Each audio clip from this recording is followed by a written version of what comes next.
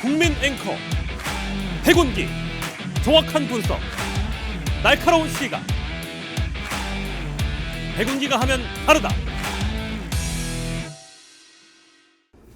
여러분 안녕하십니까, 백운기입니다.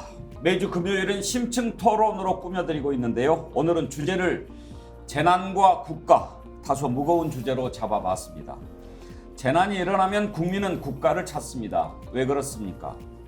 사실 국가는 나의 생명과 재산을 지켜준다는 믿음으로 성립된 계약관계라고 할 수 있습니다.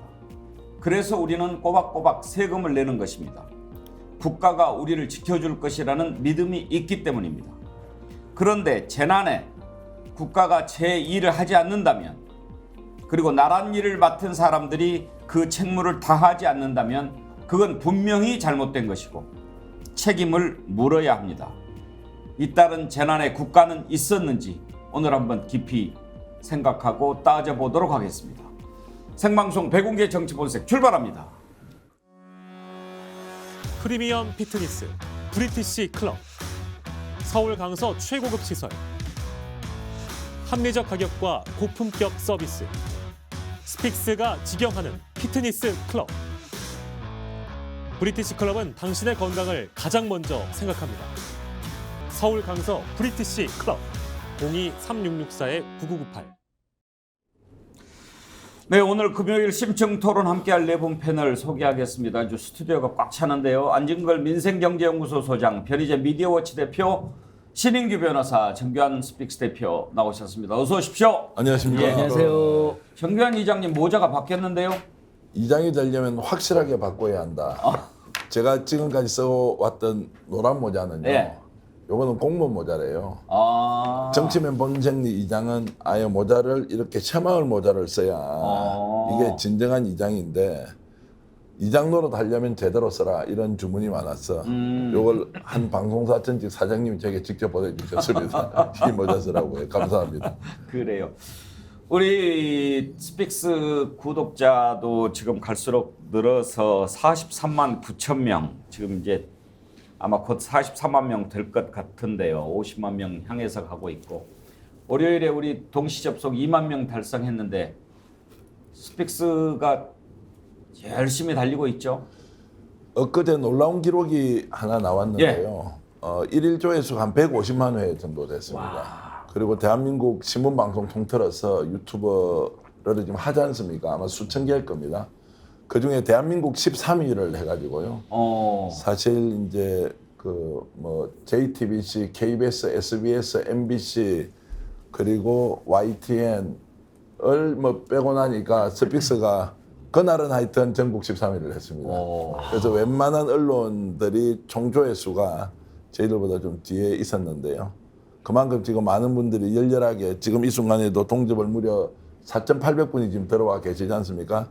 5,100명입니다. 예, 5,000명 넘는 여러분들이 매일같이 열렬히 응원해 주신 덕분에 정말로 언론으로서 역할을 할 수도 있겠다라는 기대를 지난 목요일 날 잠시 확인했습니다. 감사합니다. 이게 다 우리 애청자님들 덕택 아닙니까? 예. 박수 한번 치겠습니다. 이장님하고 저하고 머리 숙여서 감사를 드립시다. 예. 감사합니다. 너무 고맙습니다. 저희도 감사합니다. 고맙습니다. 우리 변희재 대표 뵌지 오랜데요.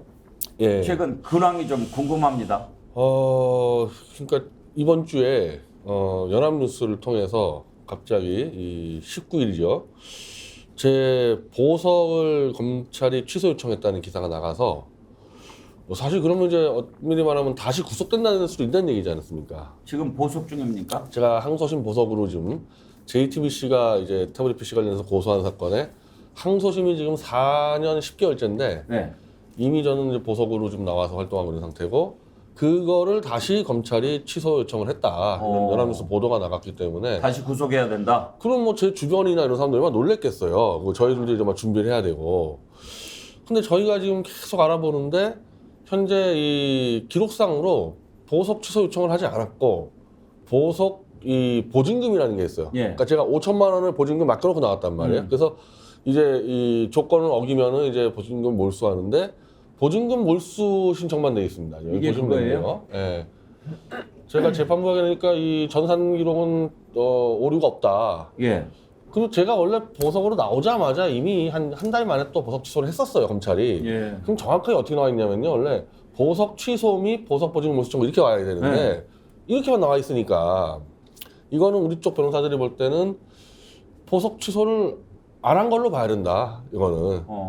근데 보석 보증금 몰취 청구만 하는데 왜 그럼 그 처음부터 기사를 보석 취소로 내보냈냐.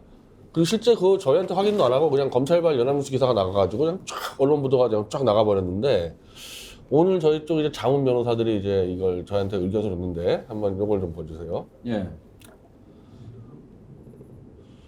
그러니까 불법 감금, 불법 체포, 불법 감금 이조가 있는데 이게 형법에 예. 재판부, 검찰, 경찰, 그러니까 판검사 다 해당되는 겁니다. 이거 수사관하고 인신구속의 직무를 행하는 자가 그 직권 남용하여 사람을 체포 또는 감금한 때는 7년 이하의 징역과 10년 이하의 징역정지 처한다는 건데 뭐 이 판례들을 이제 제가 보니까 이 자료인 거예요. 그러니까 예를 들면 구속영장 같은 거 칠 때 막 그냥 허위 사실 막 갖다 적었거나 막 허위 전수서를 막 올리면요. 그럼 이게 바로 이제 이 벌 받아야죠. 인신을 이제 구속하기 위해서 막 허위로 조작하는 거에서 이 7년 이하의 징역을 처벌하는 판사, 검사, 수사관까지 요 조항이 있는데 현재 저는 이 보석으로 나온 상태에서 이미 태블릿 PC 2대의 조작을 100% 잡아서 책까지 다 발표했기 때문에 이걸 무리하게 다시 구속을 시키려고 그러면요. 이 태블릿 PC 관련해서 제가 막 주장한 것들을 막 다 허위라고 다 막 떠들고 이래야 되는데 그게 안 되니까 그럼 잘못하면은 보석 취소 요청서에다가 잘못하면 뭐 저를 억지로 보석 취소하려다가 막 허위 사실 막 적을 수 있지 않겠어요? 그게 자신이 없으니까 검사들이 그냥 보석금 몰취만 하고 이렇게 해놓고 자기들이 처벌받을 수 있는 보석 취소를 하지 않고 근데 언론 플레이는 이제 이러면 또 이상하게 생각하니까 보석 취소했다고 슬쩍 흘려버리는 그런 짓을 했을 거다. 지금 저희는 그렇게 보고 있고요. 예. 그럼 왜 갑자기 검사들이 4년 8개월 만에 이런 짓을 했냐. 이 한동훈 장관하고의 이 태블릿 PC는 장시호가 제출한 태블릿 PC입니다. 이 JTBC 게 아니에요. 장시호가 제출한 태블릿 PC를 우리가 분석한 결과는 장시호와 한동훈이 공모를 해가지고 완전히 그 날조 조작을 했다. 이렇게 지금 저희가 이제 주장을 하고 있는 거거든요. 근데 그 최서원 쪽에서 야 이게 만약에 장시호가 제출한 태블릿 PC가 내게 맞다 그러면 나한테 돌려달라. 이래서 소송을 냈단 말이에요. 근데 지난주에 바로 1심에서 재판부가 최서원에게 돌려주라 판결문을 내리면서 장시호가 증언한 것들은 다 거짓말이다. 이렇게 판결문이 나왔어요. 물론 저희가 다 입증을 했죠. 그렇게 되니까 장시호는 지금 위증도 했었고 태블릿 PC 조작에도 가담한 모해 증거 인멸죄 플러스 위증죄 범죄가 될 확률이 굉장히 높아졌죠. 판결문이 나왔으니까. 그래서 8개월 동안 숨어있던 장시호가 갑자기 튀어나와서 막 한동훈 이름을 거론하고 나 방송 나와서 다 까버리겠다. 뭐 나 연락해라. 진실폭로에 난리를 쳐버렸거든요. 저는 그런 과정에서 아마 한동훈과 검찰 쪽과 장시호하고 어떤 조정하는 과정에서 야 내가 변희재 다시 보석 취소해서 감옥 넣을 테니까 좀 자제해라. 조용히 해라. 이것 때문에 언론 플레이로 들어왔었고 심지어 이제 장시호가 난 방송 출연하겠다고 막 떠드니까 김영민 목사, 김영민 TV 쪽에서요 문자 보냈어요. 장시호한테 출연하라고. 그 문자까지 공개하면서 계속해서 한동훈과 이 검찰을 장시호 쪽에서 압박을 하는 그래서 여차하면 장시호가 지금 다 폭로할 수 있는 상황이 돼버린 거죠. 왜냐하면 장시호는 태블릿 조작의 공범이지만 구속된 피고인 신분이었기 때문에 검찰과 특검의 협박을 통해서 했다 그러면 상당히 이제 그 감형이 되지 않겠습니까? 그래서 지금 어찌 보면 한동훈 장관이 완전히 코너에 몰려서 예. 어쩔 수 없이 그 궁여지책을 낸 게 보석금 몰취 그렇게 된 게 아닌가. 지금 변희재 대표 말씀하시는 동안에 변희재 대표 응원하는 글들이 참 많이 올라왔는데요. 변희재 TV가 있지요. 미디어워치 TV 있습니다. 미디어워치. 거기에서 또 자세한 내용 더 알 수 있겠죠. 예. 어쨌든 예. 지금 저희가 보석 취소가 왔다 해서 굉장히 걱정들을 많이 하는데 보석 취소 요청이 없다. 알겠습니다. 예, 언론 플레이다. 예, 이렇게 좀 현황을 더 전달해드리겠습니다. 자세한 내용 혹시 궁금하시면 미디어워치 변희재 TV 보시면 또 알 수가 있을 것 같고. 안진걸 소장 지난주에 양평 고속도로 의혹에 대해서 깊이 설명을 해주셨는데 혹시 뭐 좀 더 그 사이에 새롭게 나온 거 있나요? 예. 그 변희 대표님 말씀 관련해서는 수요일 날 예. 임세은 TV, 안진걸 TV에 변희 대표님 나오셔가지고 자세히 설명해 주셔서 혹시 안진걸 TV, 임세현 TV에도 보시면 내용이 나와 있습니다. 예. 그거 한번 참조해 주시고요. 예. 오늘은 이제 그 재난과 국가를 하니까 짧게 워낙 지금 이 고속도로 게이트는 전 국민적 관심사니까요. 제가 지금 양평 3번 갔다 왔습니다. 원래 양평 좋아하긴 하지만 요거 최근에 발견된 사실 중에 가장 아마 이제 앵커님이나 애청자님께서도 와 이거 보면 정말 비리가 맞구나로 느끼실 만한 이제 지도가 이제 발견됐는데요. 이제 CBS 노컷 뉴스가 취재를 하다 보니까 예비 타당성 조사 보고서에 2년 동안 KDI가 정말 각고의 노력을 해서 겨우 통과된 그 보고서에 보니까 이 고속도로 목적은 우리가 이제 계속 말씀드렸던 양서면, 두물머리, 뭐 세미온, 교통체증과 관광지를 서울, 경기, 강원 모두가 잘 이용할 수 있게 되어 있잖아요. 예비 타당 조사 보니까 하나 더 나와서요. 이 서울 양양, 서울 춘천 고속도로도 6번 국도 못지않게 주말하고 그렇죠. 휴양철하고 명절 때 막히거든요. 그 체증도 해소하고 그래서 결국 서울, 경기, 강원도민들의 교통 접근성, 그다음에 주민 공공성을 제고하는 목적이라고 예비 타당성 조사 보고서에 정확하게 나와 있는 겁니다. 그러니까 서울 양평만이 아니라 그러니까 당연히 양서로 갔다가 서울 춘천 고속도로로 윤석열 대통령 공약도 이쪽으로 이렇게 돼 있다고 제가 소개했잖아요. 이거 보시면 자연스럽잖아요. 그러니까 시청자 여러분.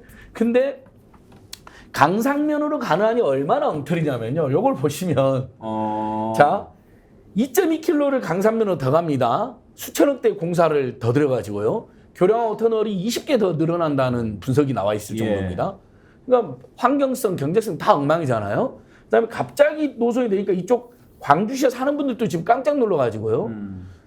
행정의 예측성, 신뢰성, 뭐 책임성도 전혀 어겨진 상태인데 더 심각한 것은 JCT를 하나 더 만들고요. 또 10km로 올라가가지고요. 여기에 JCT를 또 만들어서 홍천, 춘천으로 가는 겁니다. 그러니까 이거 보시면 여러분, 와, 이 말이 안 되는구나. 무슨 얘기인지 알겠습니다. 그러니까 지금 이제 이렇게 되는 거네요. 우리가 이제 흔히 계속 종점 얘기하니까 마치 거기에서 고속도로가 끝나는 것처럼 생각하니까 그런 오해가 맞습니다. 있지만 또 그러다 보니까 뭐 L자로 가냐 어쩌냐 모르겠는데 지금 오히려 강상면으로 하면 L자가 아니라 S자 비슷하게 돼버리는 것 아닙니까? 이거야말로 이제 원희룡 장관 국토 말했던 진짜 L자가 이런 데서 그러니까 국가 고속도로 연계망으로 놓고 보면 양서면 안이 왜 강상면 안보다 더 타당한지 알 수 있다 이 말씀인 거죠. 정확하게 이 도면을 통해서 알 수가 있는 거고 예타 보고서에 서울 양양 고속도로의 정차, 서울, 경기, 강원도 모두의 교통 접근성을 제고한다는 말을 국토부가 쏙 빼고 그래서 예비 타당성 조사가 그렇게 나왔을 거 그래서 아닙니까? 통과가 된 겁니다. 그거를 민간 영역에 맡겨서 2달 만에 바꿔버린 거 아닙니까? 그 2달도 정확히는 노선 검토는 2달 차게 됐으니까 그걸 따져보니까 19일 조사하고 강상면 안이 나왔다는데 그 안을 본인들이 채택했다라고 우기고 있는 거니까 설득력이 너무 떨어지는 거죠. 더 이해가 잘 됐습니다. 예. 왜 그렇게 바뀌게 됐는지 좀 더 깊이 한번 취재도 해주시고 맞습니다. 그 사연이 밝혀지면 다시 한번 좀 얘기해 주십시오. 다음 주에 스픽스에서 제가 또 놀랄만한 사실들을 가지고 오겠습니다. 많은 취재가 지금 이루어지고 있습니다. 국민들이 진실을 알아야 합니다. 상식을 회복해야 하고요. 그런데 관심을 안 가지면 당하게 돼 있는 겁니다. 눈 부릅뜨고 지켜봐야지요. 그래서 지금 정치도 좀 새로워져야 되지 않느냐 그런 욕구가 분출하지 않습니까? 우리 신인규 변호사 지난번에 엊그제 뉴스를 봤더니 새로운 질서? 예, 새로운 질서라는 이제 뉴턴, 그러니까 새로운 방향 전환을 뜻하는 영어로 뉴턴인데요. 이 포럼을 하나 이제 만들어서 지난주 수요일에 정식 출범을 했습니다.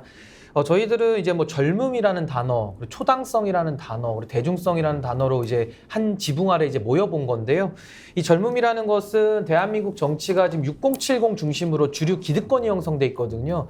전 이거를 한번 3040 세대로 한번 이전시켜 보자. 그래서 저는 여기에 대해서는 30년 대한민국이 젊어지는 거 아니냐. 그래서 30년 전 안티에이징이다라고 이름을 붙였고요. 이 초당성에 대해서는 정치 사망 상태를 어떻게 한번 정치를 복원시켜 볼 것이냐. 물론 최근에도 정치 원로들께서 이제 국회의장들께서도 정치 복원에 대해서 손을 맞잡으셨거든요.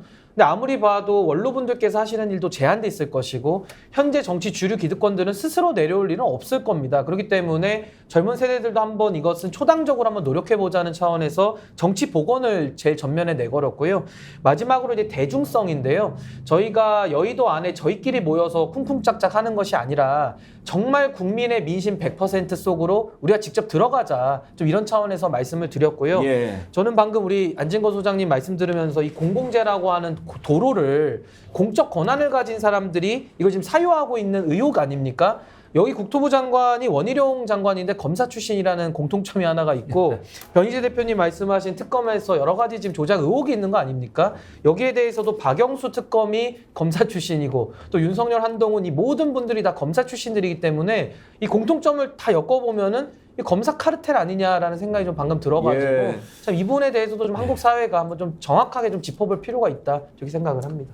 예, 카르텔 하는데 오늘 이렇게 각자 처한 위치에서 진실과 상식을 위해 애쓰시는 분들을 만나보니까 더 마음이 좀 무거워지고 단단해지고 세 분 제가 마음 깊은 곳에서 성원합니다. 아유, 감사합니다. 오늘 이렇게 패널들 짱짱하게 나오시니까 오늘 동접자 25,000 올려요 이런 글들 많이 올려주시는데요.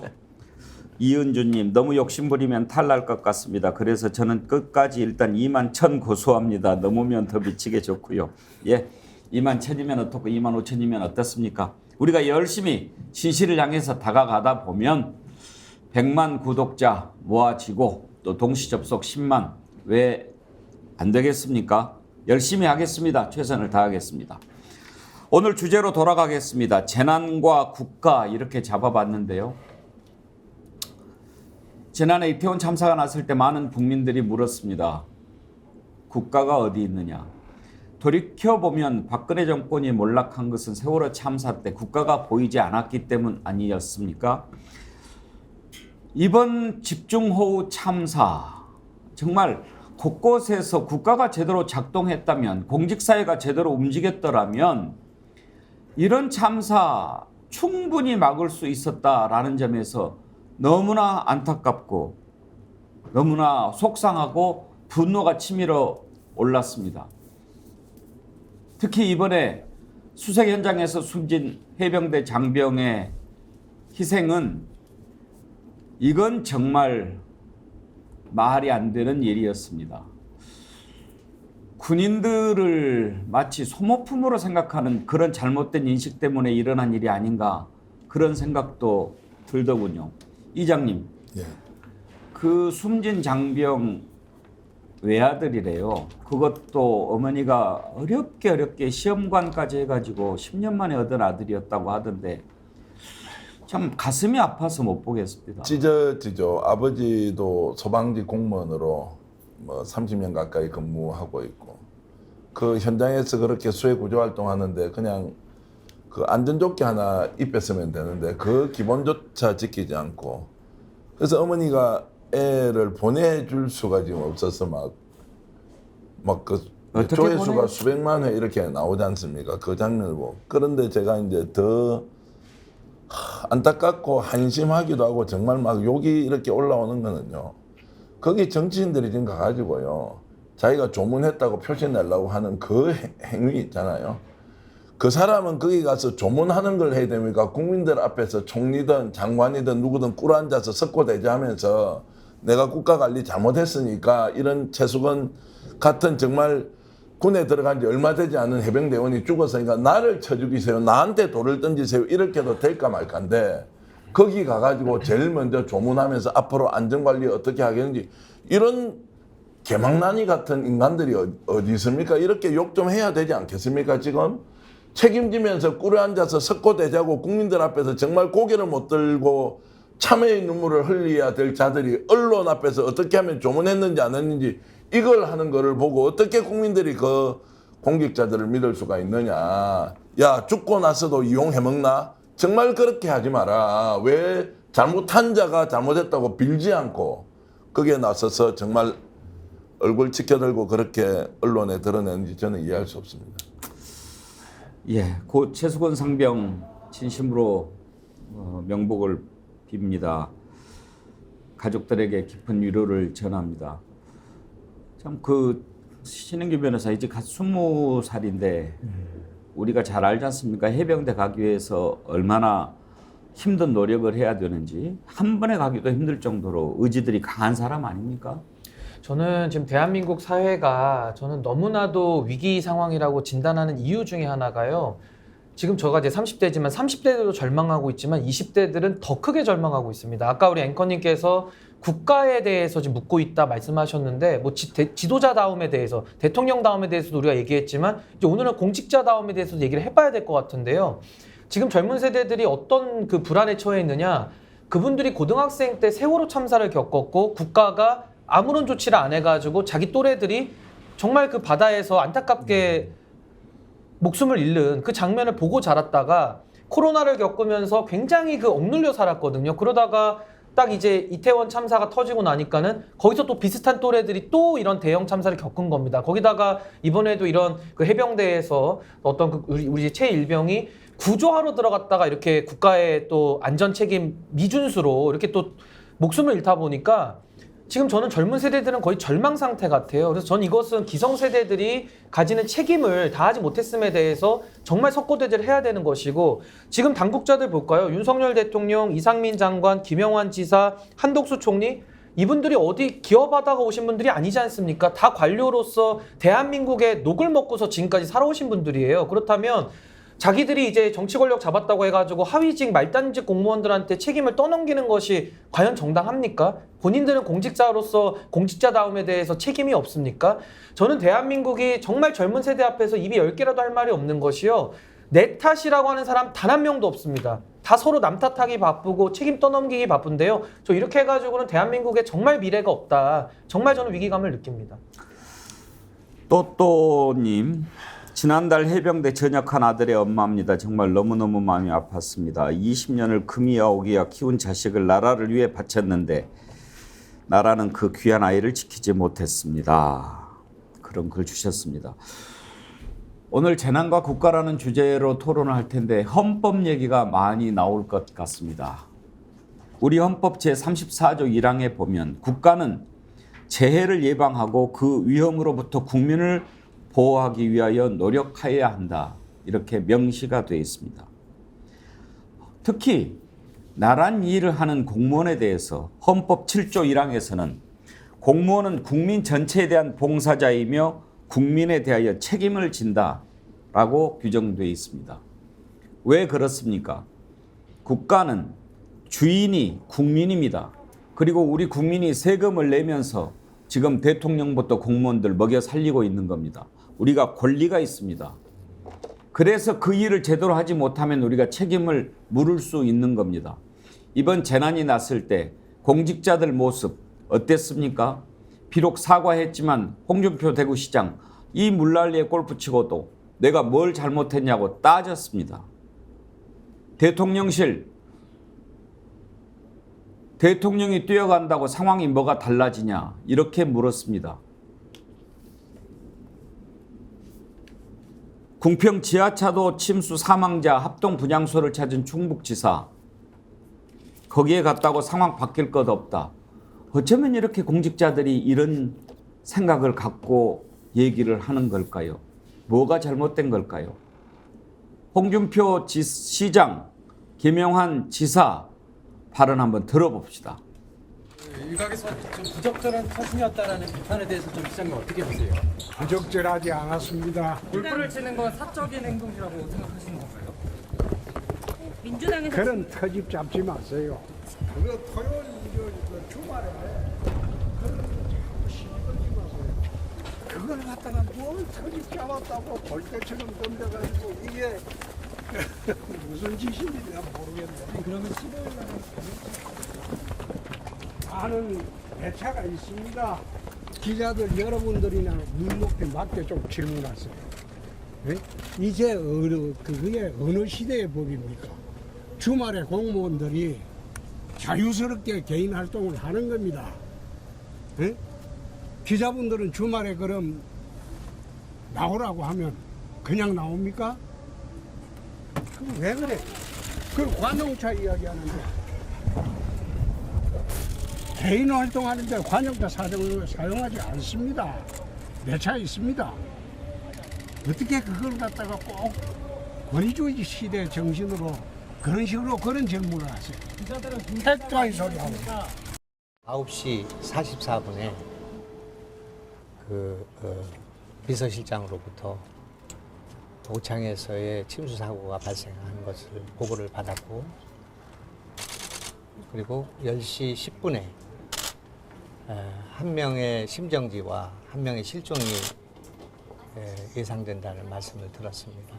그 한두 명의 그 사상자가 났구나 그런 정도만 생각을 했고, 오송의 상황의 긴박성 또 이런 엄청난 사고가 일어났다는 생각을 하지 못했던 것 같습니다.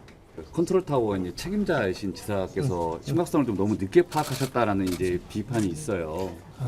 거기는 뭐 저도 그런 아쉬움이 있는데 제가 거기 갔다고 해서 상황이 바뀔 것은 없다고 생각합니다. 워낙 이게 지금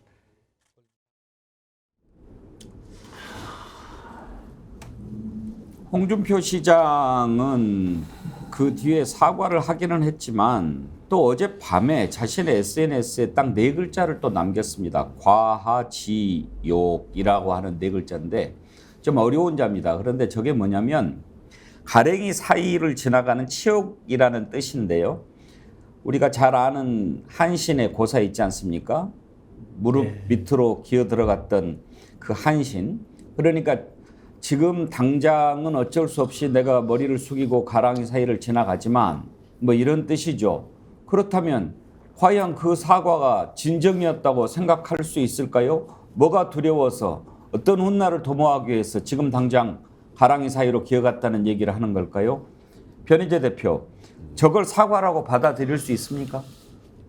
본인 스스로 어제 했던 사과는 그냥 면피용 쇼였다고 그냥 자백을 해버린 거잖아요. 네, 본인 스스로. 그 한신의 그 고사는 정말 대의를 위해서, 큰 뜻을 위해서 내가 잠시 머리는 숙인 거다, 이제 그런 취지인데, 홍준표 지사가 사과한 거는 어쨌든 대국민 사과였습니다. 대국민 사과였는데, 자기가 그거를 한신이 그 가랑이 사이로 들어간 거로 표현했다면은 국민을 속였던지, 아니면 그 사과 대상이 국민이 아니라 윤석열을 속이려고 그랬던지, 뭐 그렇게 자백을 한 거니까, 저는 솔직히 지금 징계가 지금 게시가 되고 있는데, 뭐, 저를 제명해 주세요라고 얘기하는 거랑 같지 않을까. 저렇게 떠드는 데고 제명 안 할 수 있겠습니까, 저거? 안진걸 소장. 그러니까 저렇게 나오니까 지난번 사과는 쇼였네. 그렇게 생각하지 않겠습니까? 예. 결국 과지욕이라는 말도 또 지웠나 봅니다. 예. 지금 지웠나요? 예, 지금 지웠다고 언론 보도 나오는데요. 그러니까 자 이런 겁니다. 대통령도 왜 우크라이나 가서 안 하냐 그러니까 내가 거기 뛰어간다고 해서 대통령 뛰어간다고 해서 무슨 상황이 바뀌냐라는 공식 보도가 나왔죠. 원희룡 장관 5번을 제가 영상 계속 봤거든요. 5번을 견인차 좀 지나가게 해주세요. 여러 사람 그것도 여러 명이 막 이야기하더라고요. 근데 인터뷰 좀 하고요. 뭐 이렇게 분명히 막 뒤도 돌아보고 상황 파악이 됐어요. 인터뷰 하고 해서 이게 큰 비난 받으니까 SNS에 오히려 가짜 뉴스라는 거예요. 나는 기자들한테 그 견인차나 그 사람들한테 한 게 아니고 기자들한테 상황이 급박하니까 인터뷰 짧게 한다고 기자들한테 통보한 말이었다는 거예요. 아니 온 국민이 그 영상을 보면 그게 기자한테 하는 말이 아니라 견차 좀 지나갈게 하니까 뒤를 돌아보면서 그래 말하는 사람한테 인터뷰 좀 짧게 하고 이거거든요. 그러니까 뭐냐면 야 그런 거 있잖아요. 야 인터뷰 금방 끝나니까 좀 기다려 이런 말투인데 기자들한테 인터뷰 짧게 하자고 했다는 식으로 국토부가 해명자를 내고 원희룡 했어요. 아까 나온 김영환 지사도 어떻게 이야기했냐면요. 내가 여기 와서 상 안 받겠다 그러니까 난리가 났잖아요. 그러니까 내가 너무 자책이 돼서 보통 이제 옛날에 우리 부모님들이 자식이 다치면 내 탓이야 내가 애를 잘 못 돌봐서 뭐 이런 이야기 하는 것처럼 그런 류의 자책이 돼서 내가 왔어야 하는데 내가 왔어도 뭐 이런 식이었다는 거예요. 그러니까 그런 1차적인 태도도 너무 기가 막히고 국민으로서는 피눈물이 나는데 그 다음에 그게 문제가 되니까 전부 다 거짓말로 또 가짜 뉴스거나 거짓말이라는 식으로 국민들의 지적을 반박하고 또 회피를 합니다. 이러니까 국민들이 더 열받는 것이죠. 신은기 변호사, 김용환 지사 내가 가도 상황 바뀔 거 없다고 생각한다. 윤석열 대통령 측의 대통령실 발언과 너무 닮아 있지 않습니까? 이제 뭐 끼리끼리 내지는 유유상종 비슷해 보이긴 하는데 전반적으로 지금 비상식, 몰상식, 무상식 아닙니까? 그래서 참 저도 지금 대통령의 지위에 있는 분이 대통령으로서 막강한 권한을 가지신 분이 스스로 대통령직 무용론을 지금 말씀하고 있고요. 도지사직을 가지고 있는 현직 도지사가 그 어마어마한 권한을 가지고 있는 도지사가 도지사직 무용론을 지금 말하고 있습니다. 이 발언은 이상민 장관의 이태원 참사 당시에 첫 일성하고도 저는 맥락이 비슷하다고 보는데요. 당시에도 이상민 장관이 나와서 석고대죄를 해도 모자랄 판에 경찰을 투입해도 다름이 없었다 이렇게 얘기하거든요. 근데 이번에도 보시면요, 뭐 BTS 공연하고 이럴 때 경찰들 다 투입합니다. 아무 사고 없거든요. 그러니까 당시에도 이태원 축제라고 하는 그 행사를 다 모두가 예견하고 있는데 경찰 병력을 투입 안 한 본인 책임은 인지하지 못하고 거기에 대해서 경찰을 투입해도 다름이 없었다. 아니 무슨 근거로 이런 얘기를 하는 겁니까? 그러니까 국민들 염장 지르는 소리를 지금 하고 있다 저는 이렇게 보고요. 한덕수 총리 11차례나 회의했다고 하지만은 지금 총리가 이거 뭐 무용론도 아닙니다. 그냥 무용론도 안 나올 정도로 존재감 자체가 없어요. 그럼 이분들 왜 월급 받고 인사권 행사하고 위에서 공직사회 감독도 못하면서 왜 자리 차지하고 앉아 있습니까? 자기 생계를 위한 겁니까? 아니면 자기 주변인들 이권을 챙겨주기 위해서 지금 자리를 이용하는 겁니까? 안 물을 수가 없는 거고요. 저는 마지막으로 뭐 홍준표 시장은 뭐 시비거냐 트집 잡냐 뭐 주말은 자유다 권위주의다 뭐 이런 여러 단어를 나열해 놓으셨는데요. 저분은 과하지옥이라는 사자성어를 밝힘으로써 홍준표의 본 모습은 저 기자들 앞에서 오만방자했던 저 모습이 자기의 본 모습이라는 것을 스스로 다시 한번 확인을 시켜줬고, 저는 마지막으로 헌법 7조를 제가 강조하고 싶은데요. 제가 읽어드릴게요. 공무원은 국민 전체에 대한 봉사자이고 국민에 대하여 책임을 진다고 돼 있습니다. 대통령한테 책임지는 것도 아니고요. 자기 위에 상관한테 책임지는 것도 아닙니다. 공직자의 본분은요. 국민에게 책임을 지는 자리입니다. 그거 하기 싫으면은 집에 가서 쉬시던지 아니면 기업을 경영을 하세요. 저는 정말 공적 책임감 가지신 분들이 저런 식의 무책임하고 본인의 자리를 스스로 무용하다라고 저렇게 얘기하는 사람들은 공직을 맡을 자격이 없다. 저는 이렇게 생각합니다. 이장님, 대통령, 이상민 행안부 장관, 김용환 충북지사, 대구시장 왜 그럴까요? 저는 이제 진심을 다해서 국민을 대하지 않는다 이렇게 하면서 그 진심이라는 것은 국민을 사랑하고 존중하고 또 생명과 안전을 지켜주는 천병의 역할을 하는 그걸 저는 진심이라고 생각을 했거든요. 근데 저분들이 하는 게 공통점이 있어요. 저게 저 사람들이 진심이었어요. 우리가 생각하는 진심과 홍 시장, 그 다음에 김영환 도지사, 윤석열 대통령이 하는 그 행동의 본인에게 담겨있는 그 진심은 저런 게 진심인 거예요. 내가 권한 가지고 있으니까 내 마음대로 해도 된다. 야, 너희들이 내 찍어준 거 아니냐. 보장된 임기 안에 내 권리 행사하는데 너희들이 왜 이래. 이게 진심인 거예요. 그러니까 자신의 자식일 수도 있고 그 다음에 형제일 수도 있고 그런 죽음 앞에서 내가 갔다고 소용 있나 하고 하는 형제, 부모 일가친째 우리가 본 적이 없지 않습니까? 어떻게 거기 가서 내가 그냥 올 못 가도록 말릴 텐데 아이고 왜 거기 갔지 내가 전화라도 한 통 할 건데 이런 것이 원래 진심 담긴 사람의 일반적인 행동이거든요. 그래서 저분들이 가지고 있는 진심은 우리하고 다른 거예요. 홍준표는 그 예를 들어 가랑이 밑을 걸어가야 되는 상황까지 오지 않습니까? 그것은 그들이 적인데 지금은 더 큰 일을 위해서 내가 꿇어앉아서 빌지만 이 다음에 더 큰 좋은 일을 하기 위해서 어쩔 수 없이 이렇게 하는 거지 않습니까? 근데 홍 시장에서 그 저건 누굽니까? 국민입니까? 대통령입니까? 아니면 집권여당의 김기현 대표입니까? 그 뭘 보고 밑으로 기어간다는 겁니까? 자기 스스로 자기를 부정해버리는 거예요. 그게 저는 홍 시장의 진심이다. 그래서 이분들이 왜 진심이 없냐고 묻는 게 아니고요. 이 사람들이 가지고 있는 진심은 원래 우리가 기대하는 진심하고 다른 것이었다. 이걸 깨닫는 게 우선이다. 저는 그렇게 봅니다. 이번에 김용환 충북지사 발언을 두고 이렇게 해석하는 사람도 있었습니다.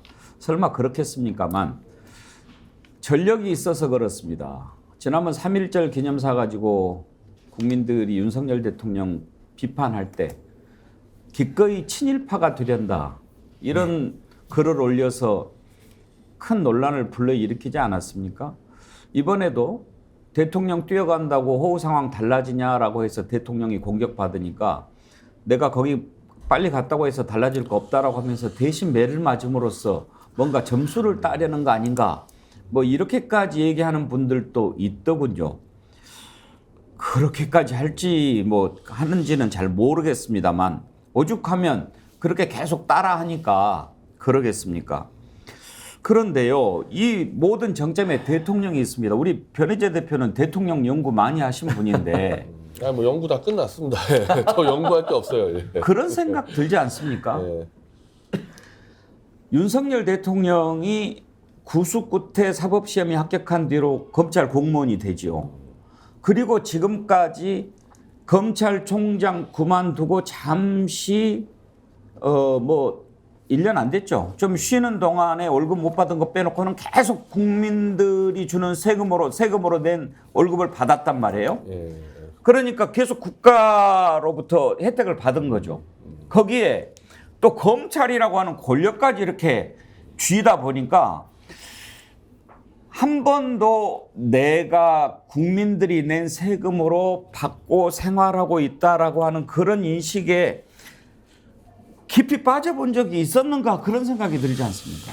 근데 사실 우리가 흔히 알고 있는 이제 공무원들이라는 사람들 있지 않습니까? 뭐 동사무소 공무원까지 포함해서 대부분 국민 정서에 좀 맞춰가는 좀 훈련이 돼 있는 사람들이에요. 왜냐하면 역행했을 때는 사고가 커지기 때문에 그게 그냥 본능적으로 가급적 사고 안 터지게 해가지고 맞춰가서 어찌 보면 좀 기회주의적 특성 갖고 있는데 윤석열과 요 한동훈 이 특수검사들의 집단은 그런 공무원하고 다르다.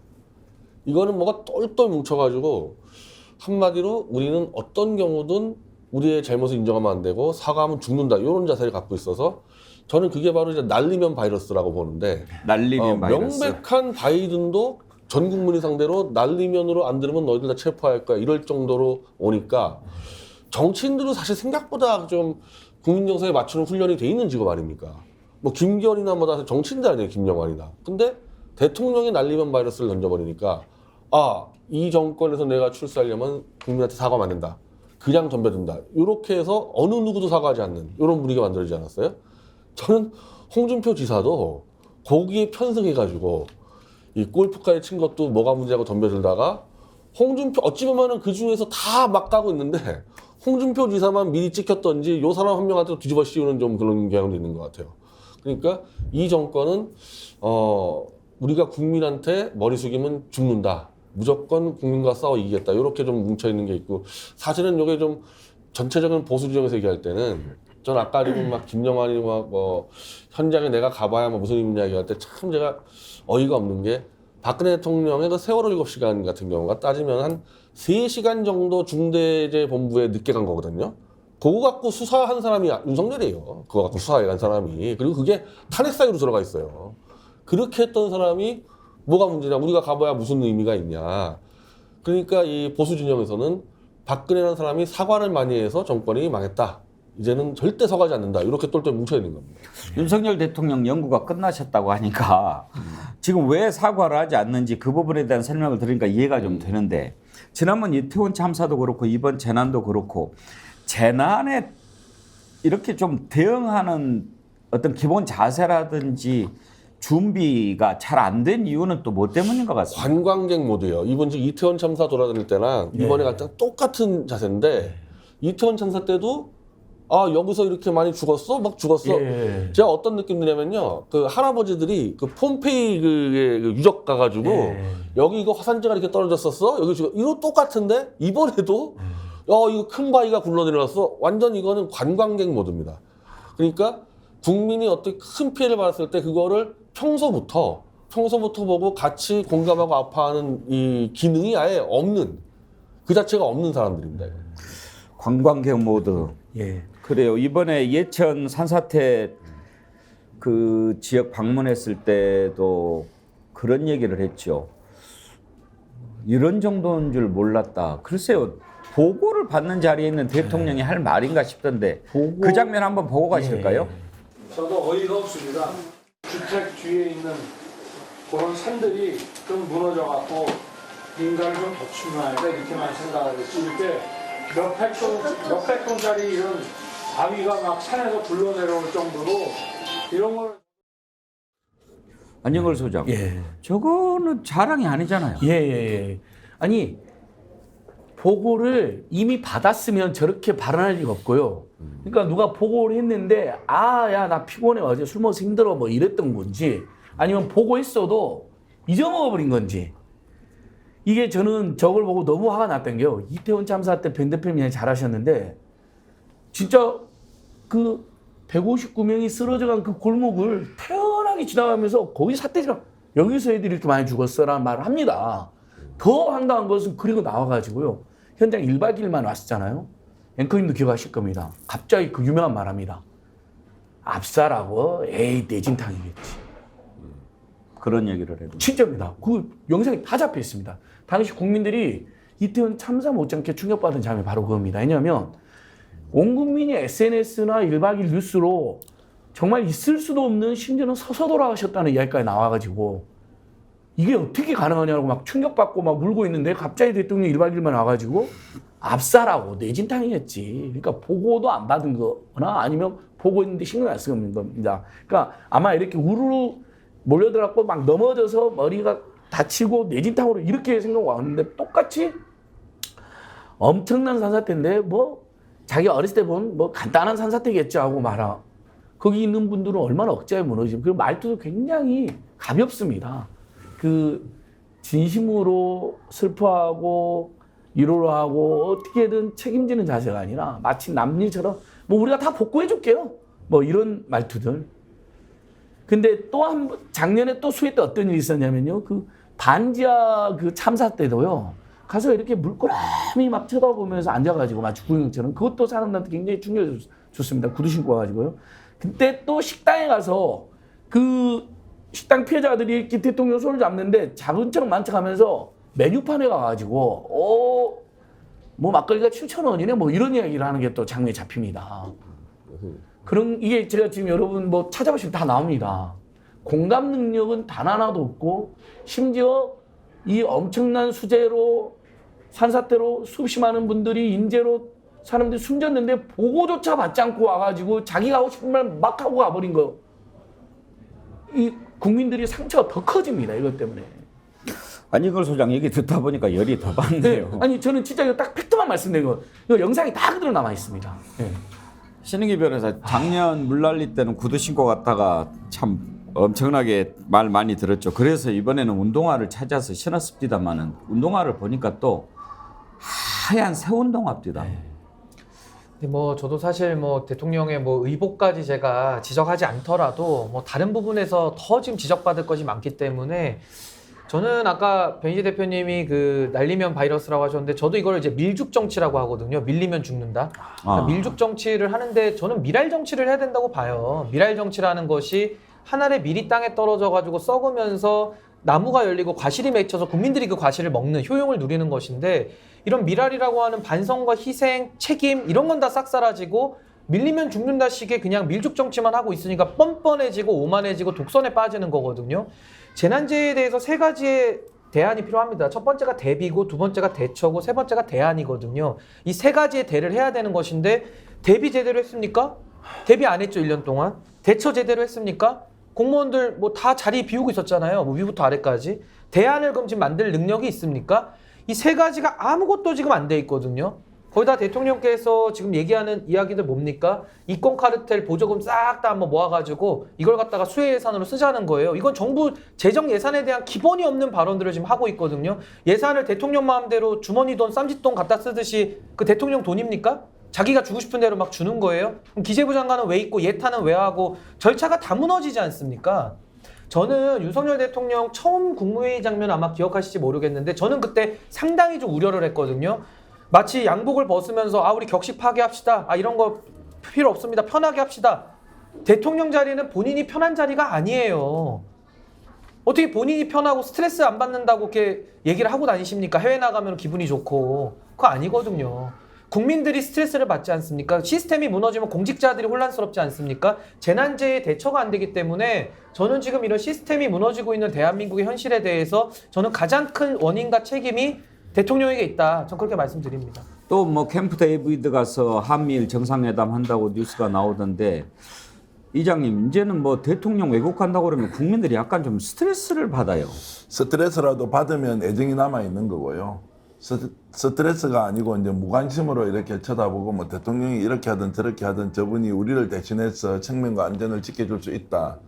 국익을 뭐 위해서 몸소 헌신할 것이다. 이런 기대 뭐 저는 개인적으로 접었습니다. 여전히 뭐 기대하는 분도 계시겠지만 그만큼 이제 대통령이 지금 국민에게 보여주는 모습은 실망을 넘어서서 절망 그리고 대통령으로 인정해야 되느냐 말아야 되느냐 이 지경까지 와 있고요. 무엇보다도 지금 집권 세력이 전반적으로 하고 있는 행태는 국민이 대접을 받지 못하기 때문에 대접 좀 하라고 지금까지 계속 호소를 했는데 요즘 드는 생각은 국민이 대접을 받지 못할 때 국민은 저런 정치 세력에 대해서 어떻게 내가 주권자로서 행동해야 되느냐 이게 조금 거꾸로 제 스스로 갖는 질문이고요. 그런 면에서 보면 이제 집권 세력 전체가 어떤 식으로든 평가받고 심판받고 하는 것 외에는 다른 게 지금 없는 지경까지 왔다. 그리고 국민 생각 진짜 안 하는 게 확실하고 그리고 그들의 진심 안에는 국민이 없다. 오히려 직권과 권력의 사유화와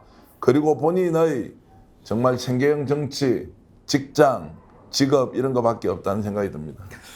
국민들이 지금 듣고 싶은 말은요. 이제는 뭐 사실 별로 기대하지 않습니다. 이장님 말씀대로. 그렇지만 대통령이 그렇게 기본이 안 돼 있으면 밑에서라도 잘 보좌해서 실수하지 않도록 해줘야 될 거 아닙니까? 대통령을 망칠 작정이 아니라면 어떻게 그런 말이 나가게 얘기를 합니까? 대통령이 달려간다고 상황이 달라지냐? 그런 얘기하는 것은 대통령 무시하는 거고 오히려 대통령을 깎아내리는 것 아닙니까? 그리고요. 대통령이 국무회의에서 느닷없이 이권 카르텔 얘기를 합니다. 지금 그 얘기를 할 때입니까? 그거는 아니지 않습니까?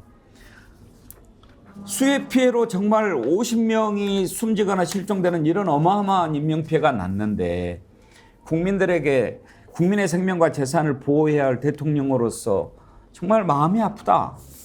어떻게 해서든지 빨리 수습하도록 하겠다. 이런 얘기를 하는 것은 당연하고 상식하고 기본 아닙니까? 그런데 거기서 마치 이권 카르텔 때문에 이런 수해가 난 것처럼 소리를 지르고 화를 내면서 이야기를 하는 걸 보고 정말 우리나라 대통령 맞나 고개를 갸우뚱거리는 국민이 한둘이었겠습니까? 그 장면 한번 보시죠. 정부는 모든 가용 자원을 총동원하여 구조와 복구 작업 그리고 피해자 지원을 속도감 있게 추진해야 합니다. 국민의 혈세는 재난으로 인한 국민의 눈물을 닦아드리는데 적극적으로 사용되어야 합니다. 이권 카르텔, 부패 카르텔에 대한 보조금을 전부 폐지하고 그 재원으로 수해 복구와 피해 보전에 재정을 투입해야 됩니다. 변희재 대표, 왜 저 상황에서 저 말이 나옵니까? 이권 카르텔에게 주는 보조금이 있습니까? 조선 안 되죠. 대한민국 재정으로 이권 카르텔에 돈 주는 게 있어요?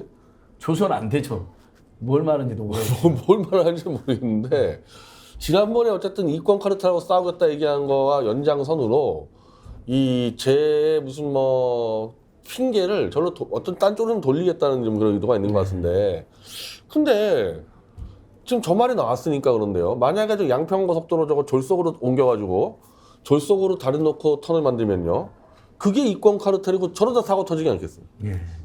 그게 지금 윤석열 대통령이 얘기하면 이권 카르텔과 재해를 연결시킨다면요. 졸속공사잖아요, 졸속공사.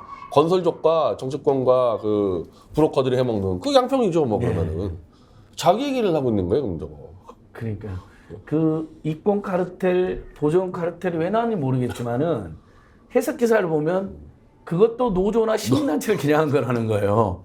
근데 다시 한번 저는 팩트 체크해주지만 개별 노조와 대부분의 이슈 파이팅을 하는 예를 들면 미디어치나 민생경제운동 같은 거 포함하고 여러분도 잘 아시는 뭐 민변이나 참여연대나 경실 같은 애들 이런 데는 정부 보조금을 지자체까지 통틀어 단 한 푼도 받지도 않아요. 대부분 동네 복지단체, 노인, 장애인, 청소년, 사격 약자를 복지나 나눔하는 단체들이 받는 정부나 지자체가 해야 될 일 대신하는 분들이 지원금을 좀 받는 건데 그걸 없애버리면 동네 복지, 약자 복지가 무너지는 건데 계속 마치 개별 노조나 시민단체가 받지도 않는 보조금으로 부패하고 이권을 챙기는 것 같고 그래서 그 돈을 뺏어서 수혜주겠다 이런 상징 조작을 하는 건데 진짜 여러분 최근에 우리 국민들이 가장 분노하는 부패 이권 카르텔은 뭡니까? 2016년도에 서울중앙지검장 이영렬이 지금 검찰총장인 이원석하고요 학폭으로 물러났던 국가수사본부장 왜 그 사람 됐는지 모르겠는데 정순신을 발 앞에 두고 국민 혈세를 지들 돈처럼 70만 원, 100만 원 뿌렸습니다. 윤석열 대통령이 진짜 분노해야 될 건 그거죠. 본인 특활비도 지금 147억 중에 70몇 억이 해명이 안 됩니다. 어디다 썼습니까? 정치검찰들. 이거야말로 혈세 탕진이고 이권 카르텔 아닙니까? 근데 이런 거에 대한 답이 전혀 저 어디는 정말 심각하네. 그럼 보조금을 이제부터 찾아내가지고 그 돈으로 지원하겠다. 그럼 못 찾으면? 그렇죠. 당장 지원해야지. 이제 보조금 이제부터 찾아가지고 그 돈까지 지원하겠다. 그러면 뭐 언제 찾아서 언제 주겠다는 얘기예요? 상황에 대한 인식 수준이요. 실제로 종합적으로 이해하는데 특히 이 부분만 딱 뽑아서 강조해야 되겠다 이런 게 아니에요. 제가 그냥 세상의 그냥 우리 저 물미로 좀 이해하면 특정한 정보가 딱 들어오는 순간 그것이 이 세상의 전부라고 착오하고요. 그것을 진실로 믿고 질러버리는 거예요. 근데 동네에 있는 예를 들어서 그냥 소상이 나는 분들 또는 내가 뭐 똑똑하고 혼자 잘 사는 사람 이렇게 할 수 있어요. 그런 사람도 간혹 보지 않습니까? 대통령이 근데 저렇게 해버리면 사실관계도 완전 아닌데다가 판단을 이러니까 야 임마 너희들 다 임마 이권 카르텔로 처먹고 있지. 야 이거 다 뺐어. 야 그래 수해복구 비용 써. 이게 누가 하는 짓입니까? 보통 우리 사회에서 일반적으로 길거리 가면 덕대에 있는 사람들 모여가지고 나이트클럽 앞에서 야 임마 이 다 모여봐. 야 이거 이래가 오늘 어떻게 해 저떻게 해. 이런 느낌이 들지 않습니까? 이권 카르텔이라고 하면 정확하게 이거 이권 카르텔이 무엇인지에 대한 구체적인 정보를 가지고 이것을 대책으로 만들어서 내놔야 하는데 그런 거 없이 막 질러버립니다. 그래서 저는 특정인이 어떤 정보를 대통령에게 주입을 하는 순간 그 정보가 대통령의 취향에 맞으면 바로 정책으로 결정되는 이 심각한 우리 정책 결정 또는 대통령 발언의 프로세스에 누가 제어를 하고 누가 통제를 하고 누가 조언을 할 거냐. 정말로 무책임하고 무능하고 그리고 정말 대책 없는 집단이다 이런 말씀을 드리지 않을 수 없습니다. 저는 윤석열 대통령 저 발언에 대해서 저는 같은 법조인으로서 제가 좀 비판을 이건 안 할 수가 없는데요. 지금 대통령입니다. 대한민국 국가 원수예요. 행정부 수반이고요. 근데 이분의 언어를 보면은 지금 아직도 검사 언어를 쓰고 있어요. 이권 카르텔. 저게 그냥 부정부패예요. 쉽게 말하면 이권 부정부패. 근데요. 법에도 이렇게 나옵니다. 죄형법정주의라고 있어요. 그게 명확성의 원칙이 가장 중요합니다. 누굴 처벌할 때 야 너는 범죄자 상이다 이렇게 처벌 못 하거든요. 기분이 나빠다 이렇게 처벌 못 합니다. 범죄가 명확하게 맞아 떨어져야지 처벌하는 게 죄형법정주의 명확성 원칙인데 이권 카르텔이라고 뭉뚱그려 얘기하지 마시고요. 명확하게 밝히세요. 그럼 저는 그게 뭐냐? 지금 가장 심각한 게 법조 카르텔 아닙니까? 박영수 어떻게 할 겁니까? 박영수 특검 영장도 안 나오고 있는데 대장동의 진실을 이재명, 박영수 모아야지 밝혀지지 않겠습니까? 근데 한쪽만 수사하거든요. 그러니까 이 부분에 대해서 저는 법조 카르텔에 대해서 입장을 좀 내셨으면 좋겠고 이원석 검찰총장 있지 않습니까? 저는 윤석열 대통령은 이제 대통령이라는 직책 쓸 수가 없고요. 자꾸 이렇게 가시면은 검찰총대장, 그러니까 검찰총장 위에 더 위에 있는 검찰총대장이 그럼 이제 어울린다. 이 대통령이라는 직책을 쓰려면은 대통령 역할을 하셔야지 대통령이다. 저 이 말씀 드리고요. 두 번째는 저는 대통령의 국무회의 연설을 좀 담아져 저렇게 선거 유세하듯이 하는 거 처음 봅니다. 마치 김기현 대표가 교섭단체 대표 연설에서 거의 무슨 소리 빽빽 지르면서 뭔 말하는지도 못 알아듣게끔 연설을 해서 굉장히 혹평을 받았거든요. 지금 대통령도 내용도 이상하지만은 연설 저 담화 태도가 왜 저럽니까? 국민들 앞에서 말하는데 겸손함이나 국민들 앞에 죄송함은 온데간데 없고 부패 카르텔 때려잡겠다 하면서 저게 화를 버럭버럭 내면서 하시는데 내용도 틀렸지만 저 태도가 완전히 저건 빵점이다. 저렇게 하면 안 됩니다. 예, 정말 공감이 가는 지적입니다. Good, bad, ugly 아이디 쓰시는 분이요. 윤통의 사고방식은 검사 시절에 범죄인만 대하다 보니 세상의 모든 것이 썩어 있다고 간주하고 있는 듯 사랑, 동정심은 모르고 악쓰는 악마의 화신으로 철갑을 두른 것 같습니다. 아름다운 독도님, 앵커님, 그래도 앵커님이나 이런 방송 패널 분들은 방송에서 비평이라도 하시죠. 저희는 이런 소리 어디 할 데도 없어요. 속이 터지는 이제 고작 유튜브로 댓글 쓰는 게 다입니다. 환장할 것 같습니다. 그런 걸 주셨는데요. 정대한 대표, 저는 저 장면을 보면서요. 김종필 전 총리가 떠올랐어요. 김종필 전 총리가 생전에 가장 즐겨 썼던 사자성어가 상선약수였거든요. 물 흐르듯 하는 것이 가장 최선이다. 좋은 거다. 그렇잖아요. 정말 산전수전 다 겪은 노 정치인이 하는 얘기로 우리가 받아들여지죠. 그리고 물 흐르듯 하는 것이 가장 자연스러운 거죠. 그런데 지금 온 국민이 물난리로 이렇게 피해를 보고 그 수많은 인명피해 앞에 마음이 지금 아파 있는데 거기에 대고 그 마음을 함께 아파하고 눈물을 닦아주려고 해야지 느닷없이 성질을 내면서 거기에 이권 카르텔 얘기를 하는 걸 보면서 저는 정말 억지스럽다, 유치하다, 치졸하다 이런 걸 넘어서서 참 비열하다, 참 가증스럽다 그런 생각까지 들더라고요. 한 말씀 더 보태면 사악하죠. 사람을 원래 저렇게 취급하면서 살았던 사람이죠. 상선약수 말씀하셨는데 물 흐르듯이 살아라. 이것은 수동적으로 그냥 되는 대로 가보라 이게 아니고요. 물은 항상 낮은 곳으로 흐르고요. 남이 가지 않는 또 숨어있는 곳에 스며들기도 하고요. 그래서 이 물이 있어서 세상 모두가 그래도 생명을 유지하고 살 수 있다. 그런 이제 정치를 하라고 김종필 전 총리 같은 분이 이제 얘기를 했을 때고요.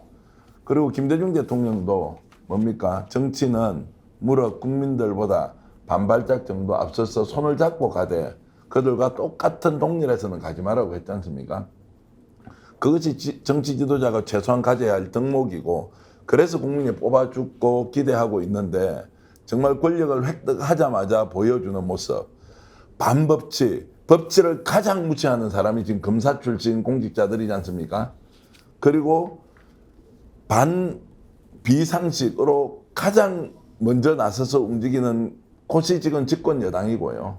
그리고 몰염차게 국민들 생각 안 하는 데가 대통령실인데 여기에서 권한을 가지고 있는 사람은 아무도 반성하면서 바꿔보겠다 생각하지 않고요.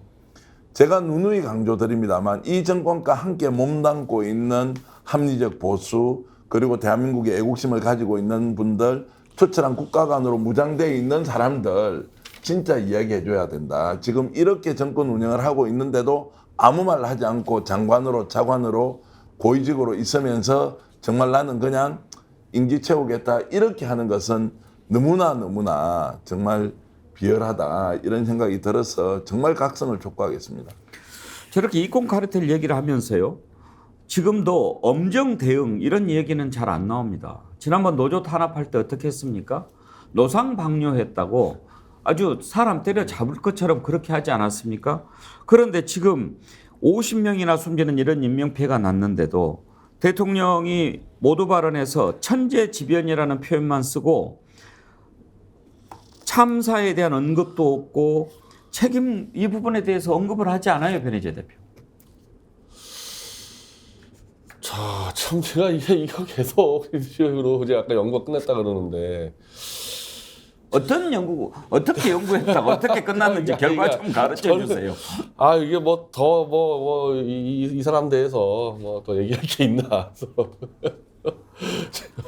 그러니까 근데 제가 요거는 지금 연결돼서 그런데 지금 넘어가도 될지 모르겠어요. 지금 이 갤럽 조사에서 지금 이 지지율이 1%가 올라갔어요. 그러니까요. 저도 오늘 이 부분 한번 보려고 그랬는데. 그러니까 이제 이 사람들이 이제 끊임없이 이거를 모든 것들을 이념 대결로 몰고 가가지고 이념의 벽을 쌓으니까 무슨 짓을 해도 어쨌든 지지율 30% 초반대 갤럽 기준으로 그리고 저기 이제 영국의 이제 모닝 컨센트라는 이제 좀 객관적인 조사에서는 20%대를 유지하니까 요걸 일단 먹고 간다 생각하는 겁니다. 그러면 무슨 짓을 저질러도 이거를 정쟁이나 이념 대결로 몰고 가서 완벽한 자기 지지층을 만들었다. 그리고 실제로 이거는 유튜브나 페이스북 보면은 이 보수의 이른바 스피커들 보면은 다 그렇게 나가고 있거든요. 후쿠시마 건이나 이 뭐 재해 건 전부 다 그렇게 밀고 가고 있습니다. 그래서 거기에 이제 완전 고착화 대응이 아닌가. 그래서 이거는 제가 볼 땐 이쪽에서 안 바뀔 것 같아요. 이쪽에서는 바뀔 가능성이 없고 이 윤석열 정권과 이 여당의 폭주를 견제 혹은 그 붕괴시켜야 될 야당에서 이 지금 좌우를 지금 가르고 있는, 그래서 윤석열의 그 핵심 지지층, 영남권 노인층 요걸로 좀 가둬놓고 있는 요 벽을 부수는 이 작업을 해야지. 안 그러면 이제 이 사람들은 끝까지 내 임기 말까지 여기는 이제 절대 이탈하지 않겠구나 이러면 막 나가는 거죠, 이렇게 되면. 근데 저도 지금 윤석열 정부의 여러 가지 논란들의 이제 거의 공식을 저는 뽑아낼 수가 있는데요. 아까 상선약수 참 좋은 단어인데 지금 거의 이제 기승전수입니다. 기승전 결말이 이제 수사로 끝나는 기승전수로 보면 될 것 같고요. 첫 번째는 갈라치기고 두 번째는 바꿔치기입니다. 하나 갈라치기는 뭐냐면은 항상 이게 좌표를 찍죠. 문재인 정부가 적폐청산이라고 얘기하면서 국가를 갈라놨는데 문재인 정부 똑같아요. 더 심합니다. 그래서 이권 카르텔 내지는 좌표를 찍어서 저기가 좌표다. 반국가 세력 낙인 찍으면서 갈라치는 거고요. 더 심하게 신내로남불이고, 두 번째는 뭘 바꿔치느냐? 가피해자를 자꾸 바꿔요. 그러니까 쉽게 말하면 사고 친 사람이 책임을 져야 되는데 옛날부터 보십시오. 이준석 대표 축출 국면에서도 체리 따봉 문자는 누가 보내놓고 갑자기 왜 책임은 엄한 당대표가 집니까? 외국 나가셔가지고 뭐 비속어를 쓰고 했죠. 들켰으면은 죄송합니다 하면 되는데 왜 MBC 기자한테 책임을 또 물립니까? 이 패턴이 지금까지 계속 유지되고 있어요. 지금도 보면요. 대통령과 공직자들이 잘못한 거에 대해서 하급 공무원들한테 가해자로 지금 다 취급하거나 이권 카르텔한테 또 지금 이 책임 다 몰리고 있고요. 심지어 수능의 킬러 문항도 갑자기 사교육하던 사람들이 또 갑자기 가해자가 됩니다.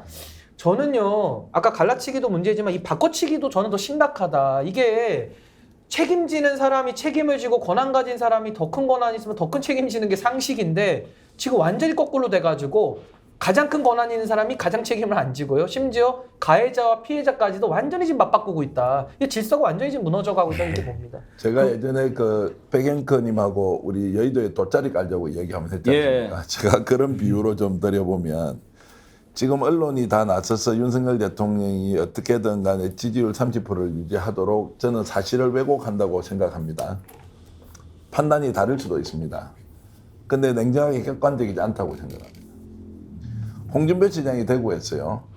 광고비를 가지고 언론을 완전히 장악해가지고요. 황제처럼 군림했습니다. 1년 전에 기억 다 나실 겁니다.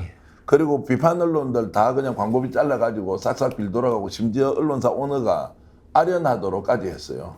그래서 홍 시장에 대한 비판 아예 안 했습니다.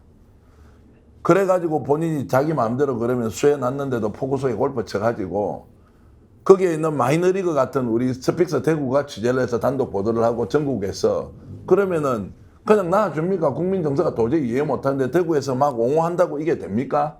어느 정도 막을 수 있겠죠. 그러면 그 당시에 대구에 있는 언론이 홍 시장에 대해서 건강한 긴장 관계를 유지하고 비판을 했으면 홍 시장이 그렇게 공지 안 몰리겠죠. 저는 똑같이 윤석열 정부에 그렇게 생각합니다. 우리 언론인 출신으로 솔직히 가슴에 손을 얹고 양심 있지 않습니까? 이거는 이거고 이거는 이거다. 그러면 양평 게이트 정도 되면 언론이 특별지휘팀 구성해서 진짜 국민이 오해하고 있는지 아니면 김건희 게이트로 번질 수 있는지 좀 따져야 될 거 아닙니까? 수해가 나서 사람이 죽고 억울하게 목숨을 잃었는데 거기에서 하나마나한 그 말을 하고 있는 김영한의 멘트만 그대로 써주고 비판에 대한 기자 칼럼이나 이런 거 안 씁니다. 왜냐하면 돈 주니까 광고비 주니까 권력이 있으니까 잘못하면 세무조사하고 구속될 수 있으니까 거기서 눈치 코치 보면서 살고 있지 않습니까? 그러면 이렇게 하는 거 윤석열 대통령 도와주는 겁니까? 대구 사례 보십시오. 홍 시장을 도와준 겁니까? 그 언론이? 저는 내년 4월이 되면 민주당과 국민의힘의 대결이 아니라 이미 대한민국 구도는 국민과 윤석열 정권의 대결로 반드시 구성이 되어서 30% 지지율 아니요 35% 40% 가십시오. 조작을 하든 어떻게 하든 콩거리다 한번 지켜보십시오. 그렇게 해서 역사가 자기 뜻대로 움직이지 않는다고요. 저는 언론인 여러분께 간절히 호소를 하면 그래도 할 말은 좀 해줘야 됩니다. 서로 양해하고 이해할 것도 있고 손잡고 가야 될 부분도 있을 수 있습니다. 그럼에도 불구하고 할 말은 해줘야 된다고요. 그래야 윤석열 대통령을 지킬 수도 있고 이 정권이 조금이라도 더 국민을 위해서 헌신하고 봉사할 수 있는 길을 열어줄 수 있다. 이 말씀을 다시 한 번 더 호소드리고 싶습니다. 저도 약간 이제 말씀 보태면 아까 이제 신규 변호사님도 비유를 했는데 기승전문이에요. 이 정권은. 그러니까 고속도로 게이트가 터졌을 때 예전에 군사독재정권에서는 어떻게 하냐면 배웅경크님이나 우리 애청자들 기억하시 보통은 이런 일이 터지면 처음에 원희룡의 자세가 맞죠.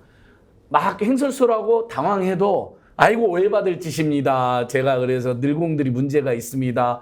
백지하겠습니다. 뭐 이러면서 원안으로 가고 끝나잖아요. 그러면 어떻게 보면 쉽게 마무리될 수도 있었던 사건을 이게 야당과 양평구민 일부가 문제 제기했다고 갑자기 원안까지 백지하는 폭거를 저지르더니 그리고 그게 민주당이나 양평군에서 문제 제기한 사람들이 문제로 몰아가더니 그러니까 아까 신 변호사 말한 것처럼 가해자와 피해자를 또 뒤바꾸치기 하고 그러더니 이제는 한술 더 떠서요.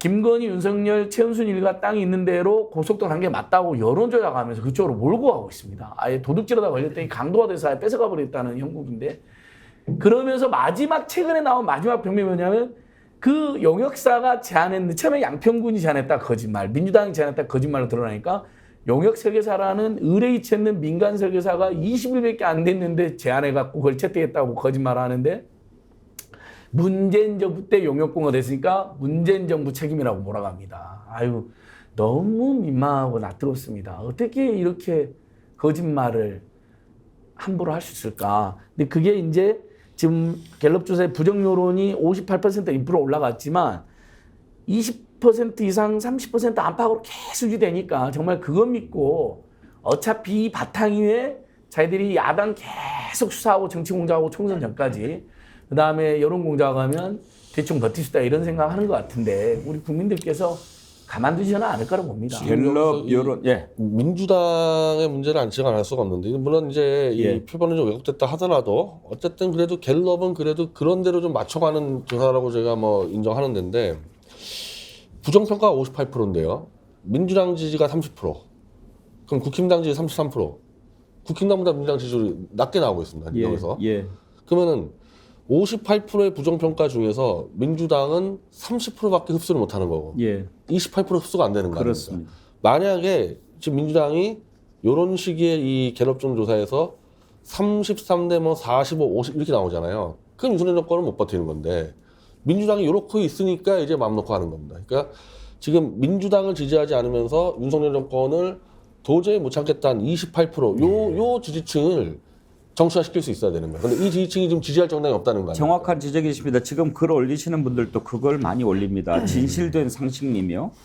지금 앵커님을 비롯해서 네 분 패널 분들 하시는 말씀을 민주당 의원들이 말하는 걸로 들어본 적이 없습니다. 왜 현 정부에서 싸우지 못하고 있는지 모르겠네요. 견제하는 사람이 없으니 저렇게 모두 거짓을 돌려치기 하고 물타기 하는 거 아닙니까? 이은주님.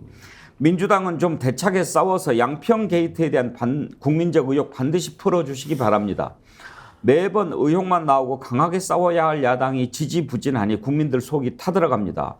국정조사와 국감에서 제대로 속시하는 답을 제시해 주시기를 간절히 바랍니다. 이런 의견 주셨는데요. 지금 이제 갤럽 여론조사 보면 물론 지난주에 6%포인트 확 빠졌기 때문도 있겠지만 그래도 놀라운 게 지난주보다 1%포인트 오른 겁니다. 물론 부정도 1%포인트 올랐습니다만요. 이장님, 제가 이번 주 초에 화요일인가 수요일인가 정확히 기억이 안 나는데 그것도 이제 YTN인가 연합뉴스인가 정확히 기억이 안 나요. 거기에 배종찬 그 여론조사 전문가하고 김영준 명지대 교수가 나와서 여론조사 얘기를 합니다. 그거 들어봤는데 이번 주 금요일에 나오는 갤럽 조사가 매우 궁금하다가 이제 두 사람이 똑같은 얘기인데 전망을 어떻게 하냐면 지난번 6%포인트 빠질 때만 해도 김건희 여사 명품 쇼핑 의혹이 반영이 안 됐었거든요. 그런 것들 저런 것들 포함하면 영향을 미칠 것이다. 더 내려갈 거다가 배종찬 소장의 전망이었는데 김영준 교수는 고개를 갸우뚱하더라고요. 자기는 큰 변화 없을 것으로 본다. 왜?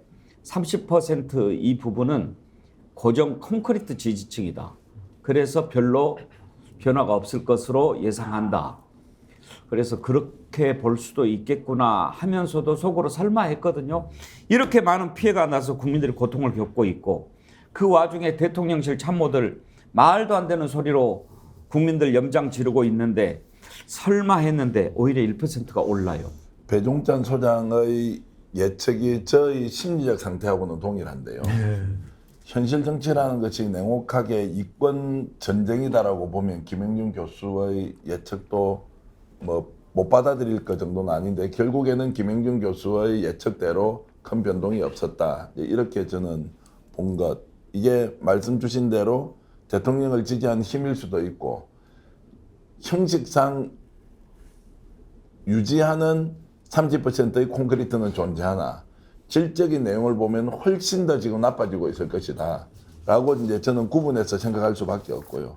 저는 여기에서 왜 떨어지지 않느냐라고 우리 국민들이 걱정할 필요가 없다고 생각합니다. 누차 강조하지만 결국 지금 이 장면과 이 상황은 대통령과 국민과의 정말 싸움과 전쟁이 일어나서 총선에 어떤 식으로든 저는 승패가 갈린다고 보기 때문에 여론조사 자체에 대해서 크게 개의치 않아도 된다 이런 말씀을 좀 드리겠습니다. 저는 오히려 이번에 갤럽 조사를 보면서 갤럽이 그래도 좀 더 정확하구나라는 좀 신뢰를 더 얻었다고 봅니다. 그러니까 예를 들면 무슨 말이냐면요. 지난주에 6%가 떨어지지 않았습니까? 그것도 해외 순방을 갔는데 6%가 떨어졌다는 것은 거의 한 8, 9% 떨어진 걸로 봐야 되거든요. 여기에 대해서 저는 어떤 우려를 했냐면은 대통령실에서 저것도 표본 잘못됐다라고 나올까봐 저는 걱정을 했어요. 근데 오히려 이번에 1%가 올라간 걸로 나오다 보니까 이제 조작됐다는 말도 못 하거든요. 그래서 저는 오히려 이 부분에 대해서는 오히려 그 한 5, 6%가 떨어졌다라는 것이 그 민심으로 확인이 됐다. 2주 연속하면서 그 부분이 좀 의미가 있다고 보고요.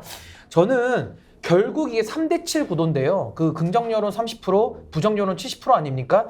저는 이제 이 사인이 어떤 메시지를 주냐면은 이제 30%는 정말 이제 무지성 지지가 되는 거고요. 70%는 또 무지성 반대가 되는 겁니다. 그래서 이 3대7로 나뉘는 이 구도가 완전히 고착화된다는 것이 정부에는 정말 뼈아픈 부분일 것이고 이 30%는요. 이권으로 모여있는 사람들입니다. 그러니까 이권으로 모여있기 때문에 이분들은 결국 자기 호주머니에서 돈이 더 나가고 본인이 이권에서 침범을 받으면은 이권에서 침해를 받으면은 다 등 돌릴 사람들이거든요. 그래서 저는 이 3대7 구도라는 것이 그리 집권 지금 정부 여당이나 대통령실에 그렇게 좋은 지지 텃밭이 아니다. 전 그렇게 생각을 합니다. 예, 재난과 국가를 주제로 심층 토론하고 있습니다. 이런 재난 상황에서 왜 국가가 보이지 않는지 한탄하고 왜 그럴까 분석해 봤습니다. 그러면 이렇게 국가가 보이지 않을 때 우리 국민은 어떻게 해야 할지 한번 생각해 보겠습니다. 오늘 저희들 또 새로운 광고를 준비했는데요. 한번 광고를 보시고 이어가도록 하겠습니다. 현재 19,000명 동시 접속으로 들어와 계신데요. 계속해서 나가지 마시고 채널 고정해 주십시오. 광고 보고 이어가겠습니다. 놀라운 소식을 전하겠습니다. 1일 조회수 100만 회 돌파, 동시 접속 최고 2만 달성. 구독자 시청점유율 60%의 압도적 충성도, 바로 여러분이 만들어주신 스픽스의 현재 성적표입니다. 자, 국민정어리 때가 만드는 기적의 역사, 이번에는 새로운 사업 모델로 달려갑니다. 바로 스픽스몰입니다. 평등한 시민이 자유로운 시장에서 공정한 거래로 상생 발전하도록 쇼핑몰을 꾸몄습니다. 품질 지키고요, 신뢰 쌓고요, 여러분의 만족도 높이겠습니다. 놀라우시다고요? 바로 여러분이 만들어주신 기적의 성장작품입니다. 내가 만들어 직접 키운다는 마음으로 스픽스몰 평생 친구로 받아주십시오. 가격과 품질 뒤처지지 않고 오히려 앞서 나가겠습니다. 자유로운 방문 스픽스몰, 당당한 회원가입 스픽스몰, 지혜로운 소비 스픽스몰, 선순환 구조를 100만 정어리들과 함께 만들어 가겠습니다. 자, 100만 넘어갑니다. 200만을 향합니다. 상식과 정의가 충만한 대한민국의 새로운 역사, 스픽스 가족 여러분과 함께 만들겠습니다. 회원가입 부탁해요.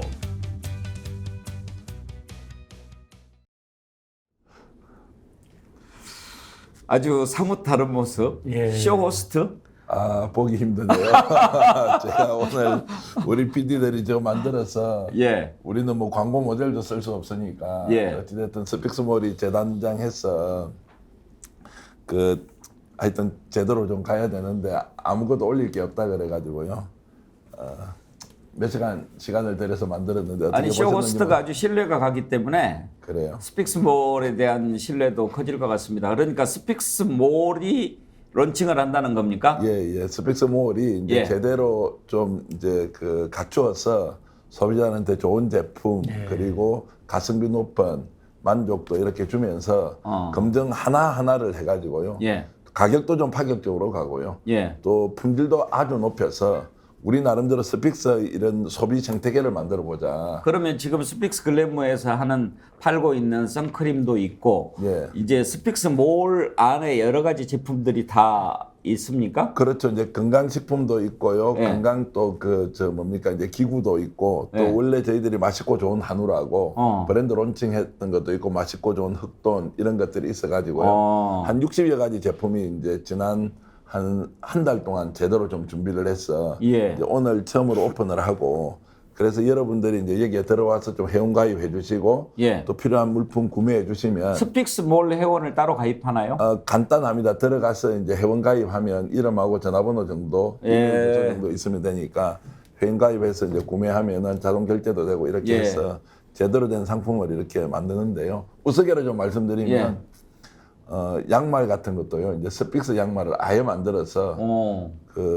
또 론칭을 하게 되고요. 그 예약합시다 제가. 예, 알겠습니다. 어쨌든 그런 제품들이 있을 때마다 소개를 해서 여러분들께 좀 도움을 부탁드리겠습니다. 우리 스픽스몰에서 물건 많이 팔리면 스픽스도 도움 되죠? 아주 도움이 되고요. 예. 이제 제대로 좀 이제 수익 사업을 통해 가지고 네. 지금 현재 이제 투자 중심으로 가고 있는 거를 좀 이제 어쨌든 투자를 조금 줄이더라도 유지 운영되도록 저희들이 노력하고 있습니다. 벌써 많은 분들이 관심을 가져주시네요. 나무늘보님 회원 가입했습니다. 테리공구님 지금 스픽스몰 둘러보는 중 그러는데 여러분 스픽스몰 많이 가입해 주시고 많이 사주세요. 우리 힘됩니다. 2부에서는 재난과 국가라고 하는 주제로 어떻게 하면 우리가 이런 상황에서 해야 할 일이 뭔가 어떻게 해야 될까 한번 생각해 보겠습니다. 대체로 이렇게 재난 상황에서 국가가 보이지 않을 때 우리 국민들의 권리는 뭡니까? 이런 일을 못하게 지켜보는 겁니다. 그러라고 언론이 있는 겁니다. 그런데 아까 우리 정규환 대표 말씀하셨듯이 지금 언론 환경에서 기대하기가 참 어려워졌습니다. 변희재 대표 오늘 아침에 제가 동아일보인가 칼럼을 봤는데 원희룡 장관 참 잘했다 이런 칼럼을 누가 썼습니다. 동아일보요? 와, 이기용 칼럼인 것 같은데 동아일보인가요? 중앙일보인가요? 근데 거기 보면 원희룡 장관이 그렇게 안 했으면 어떻게 될 뻔했느냐. 여기 있네. 동아일보네. 원희룡의 카운터 펀치, 괴담 세력과의 전쟁 분기점 그러면서 뭐라고 시작하냐면 수년째 폭력을 휘두르는 남편을 견디다 못해 아내가 집을 나갔다고 치자 아이 혼자 집을 나간 무책임한 엄마라고 비난을 퍼붓는 게 온당할까? 만약에 원 장관이 의혹이 제기됐으니 원한대로 하겠다고 했으면 더불어민주당과 좌파는 국정농단을 막아냈다며 투쟁 승리사로 기록하고 양평 주민에게는 진출입로 없는 도로가 주어질 것이다. 원 장관이 수정안을 추진하겠다고 했으면 좌파는 최대의 국정농단 탄핵을 외칠 것이다. 공사장 곳곳에서 시위가 벌어지고 완공 후 수년이 지나고 도로에 김건희 로드 낙서가 생길 것이다. 이제 이렇게 얘기를 했어요. 그러니까 뇌피셜로 어떤 상황을 상정해놓고 그러그러함으로 원 장관이 이렇게 하지 않았으면 큰일 날 뻔했다. 이런 논리인데 안진걸 소장. 이렇게 칼럼을 씁니다. 예. 그러니까 전 최근에 웬만한 보수 패널들도 이건 옹호를 못 하더라고요. 근데 극우 극단주의적 사고를 가진 분들이 완전히 윤석열 앞잡이를 자처하는 분들이 비하하는 거 깜짝 놀랐는데 대표적인 아예 거짓말을 하는 경우가 이 JCT가 연결되니까 이제 그 사람도 비슷한데요. 그냥 고속도로끼리만 연결되니까 땅값이 전혀 안 오른다는 거짓말을 대놓고 하는 분들이 있더라고. 바로 옆에 남양파 해시고 500m 옆에 있어서 서울까지 20분도 안 걸린다고 그렇게 설명을 해도 지금도 땅값 안 오르는데 땅값 오른다고 우리가 거짓말한다는 거예요. 그런 류의 분들이 지금 극우 극단주의 유튜브가 아니라 세상에 레거시 미디어의 굉장히 유명한 언론에서 그런 주장을 펼친다는 게 너무 기가 막힙니다. 그리고 2조 원짜리 공사를 법에 의한 절차도 지키지 않고 제 멋대로 백지화시키는 경우는 없습니다. 당연히 만약에 양평구민들에게 IC가 필요하면 원안에다가 양평구민들이 필요한 IC를 첨가해서 통과시키면 될 일이잖아요. 그걸 모르는 사람이 아무도 없잖아요. 지금 민주당이나 양평구민들도 그걸 요구하고 있고요. 신익희 변호사, 숨을 고르고 나면 정신이 좀 들 줄 알았더니 숨을 고르는 동안에 뭘 막 만들어내나 봐요. 그러니까 백지화 이게 말도 안 되는 짓을 했잖아요. 그래놓고 이제 그렇게 안 했으면 큰일 날 뻔했다 이런 글을 쓰는 거고. 그다음에 김건희 여사가 해외 순방 가가지고 지금 그 난리통에 명품숍 들른 거 그 누가 봐도 잘못했다. 이걸 실드 치면은 그건 오히려 골로 보내는 거다 이런 지적이 나오는데 잠깐 숨 고르고 났더니 뭐라고 그럽니까? 유상범 의원 유용인가요? 그 이용 의원. 이건 외교 행위다. 그리고 뭐 문화 탐방이다. 이런 얘기를 해요. 그러니까 저는 지금 뭐 어떤 가치나 기준이 지금 다 뒤죽박죽 섞여서 상당히 진영에 따라서 평가를 달리하고 있는 게 지금 가장 큰 문제 아닙니까? 저는 무엇보다도 지금 사회의 문제점은요. 지금 정치 사망 상태인데 이 정치 사망에는 사실 저는 양진영 다 고루 책임은 전 있다고 생각합니다. 이 손바닥도 마주쳐서 소리가 나는 것이고요. 다만 지금 윤석열 대통령이 이끌고 있는 대한민국에서는 전 민주주의는 매우 심각한 위기라고 보는데요. 일단 반대를 허용하지 않지 않습니까? 반대 목소리가 나오면 그 반대를 듣고 설득하고 조정할 역할을 해야 되는데 심지어 여당 내부에서조차도 반대 목소리가 나오면 다 축출하기 바빴거든요. 그러니까 이런 식으로 지금도 야당에서 정당한 문제 제기도 있고 또 과도한 정치 공세도 있습니다. 그럼 그걸 분별을 해서 대처하면 되는데 모든 거에 대해서 다 정쟁화다, 괴담이다, 정쟁화가 우려되니까 또 답을 안 하겠다 막 이런 식으로까지 나오고 있거든요. 그래서 굉장히 저는 지금 민주주의의 위기라고 보고 저도 방금 그 칼럼에 대해서 대략 읽었습니다만은 뭐 요지는 그겁니다. 그냥 민주당 책임 때문에 오히려 원희룡 장관 잘했다 이 얘기인데요. 저는요.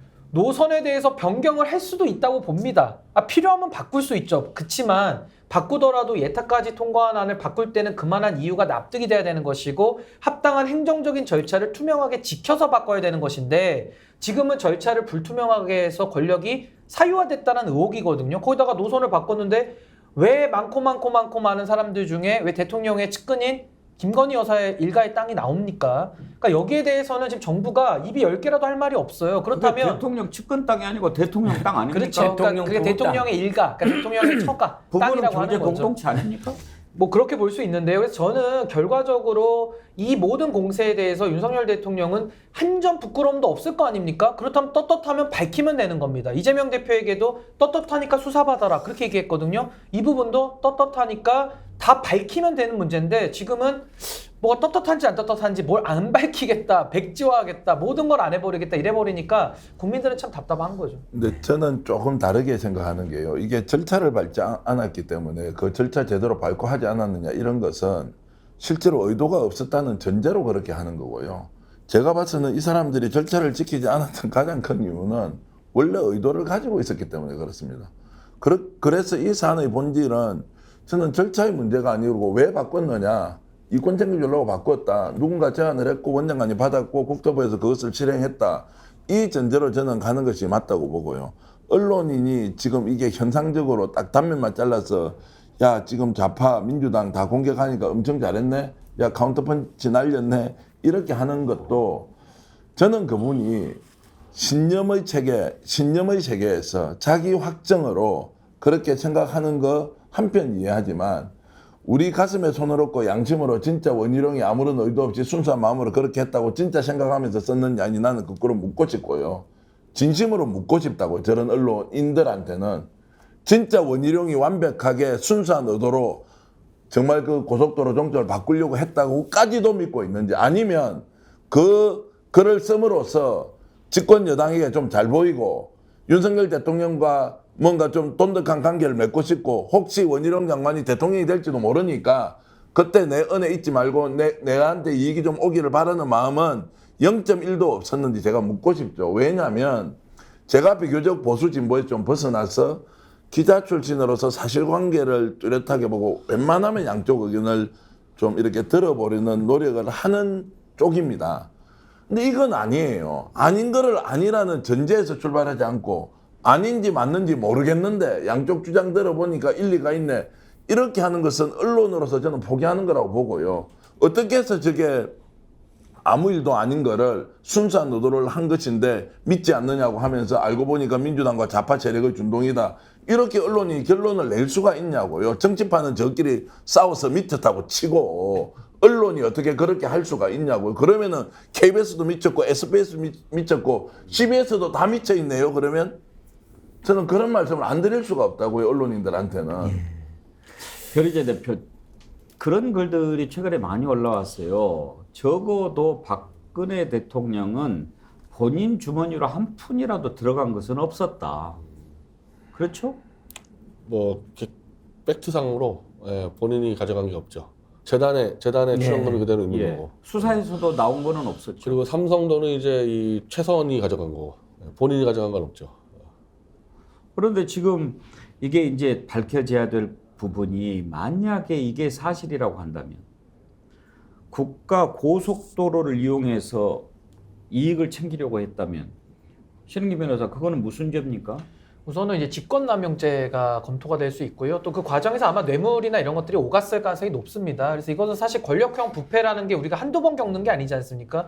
비견한 예로 윤석열 대통령께서 이 국정농단이라는 수사를 가장 잘한 전문가예요.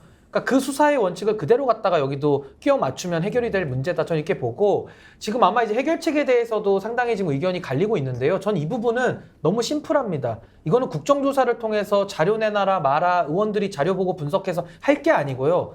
범죄 혐의, 범죄의 단서가 있기 때문에 이거는 기존 검찰이 수사할 거냐, 아니면 특검이 수사를 신속하게 해서 빨리 정치 논쟁을 덮고 죄 있는 사람 없는 사람 가려줄 거냐, 이것만 선택하면 되거든요. 근데 상식적으로 생각해 보십시오. 지금 검찰에 대한 수사의 그런 편향성 논란이 많기도 하거니와, 이거는 김건희 여사라고 하는 최고 권력자의 배우자의 일가에 관련된 문제 아닙니까? 그럼 지금 민정수석도 없고 특별감찰관도 없습니다. 그렇다면 신속하게 특검을 도입을 해서 이것은 투명하고 저는 공정하게 수사를 해야 된다. 그리고 국민의힘에서 늘 얘기했던 워딩이 있어요. 떳떳하면 수사받아라. 떳떳하니까 수사를 받으라는 겁니다. 저는 그 얘기를 드리고 싶어요. 안진걸 소장, 어제 강덕구 의원하고 인터뷰를 했는데 땅이 더 있다고 그럽니다. 지금 마침 그래서 또 준비했습니다. 여쭤보시면. 지금 확인된 게 29필지입니다. 29필지. 한 12,000평 안팎으로 추정이 됩니다. 근데 이 밑에 바로 옆에 이 강산면 병사 밑에 교평리, 거기에 차명보유 땅이 1,500평이 따로 있습니다. 차명보유. 왜냐하면 남의 명인데 최은순 씨가 25억을 돈을 빌렸어요. 그걸 담보로. 그런 경우는 여러분 찾아보기 어렵잖아요. 그리고 인근의 남양주의 ESIND 가족회사 땅이 또 있는 걸로 확인됐고, 그다음에 29필지 외에 선산이고 조상면이니까 개발 안 된다고 했는데 그건 12필지에 불과했던 것이고, 그 12필지도 지금 일요신문이나 서울서울 같은 탐사회들이 찾아가 보니까 조상묘가 없다는 걸 확인했습니다. 저번에 저희들이 의혹을 제기한 것처럼 100m쯤 더 들어가면 산 몇 번지에 조상묘가 따로 있는 걸로 확인됐습니다. 그러니까 거기에 땅이 더 있는 거죠. 그리고 선산이나 조선면이니까 개발이 안 된다는 원희룡 장관의 이야기도 거짓말이라고 확인된 겁니다.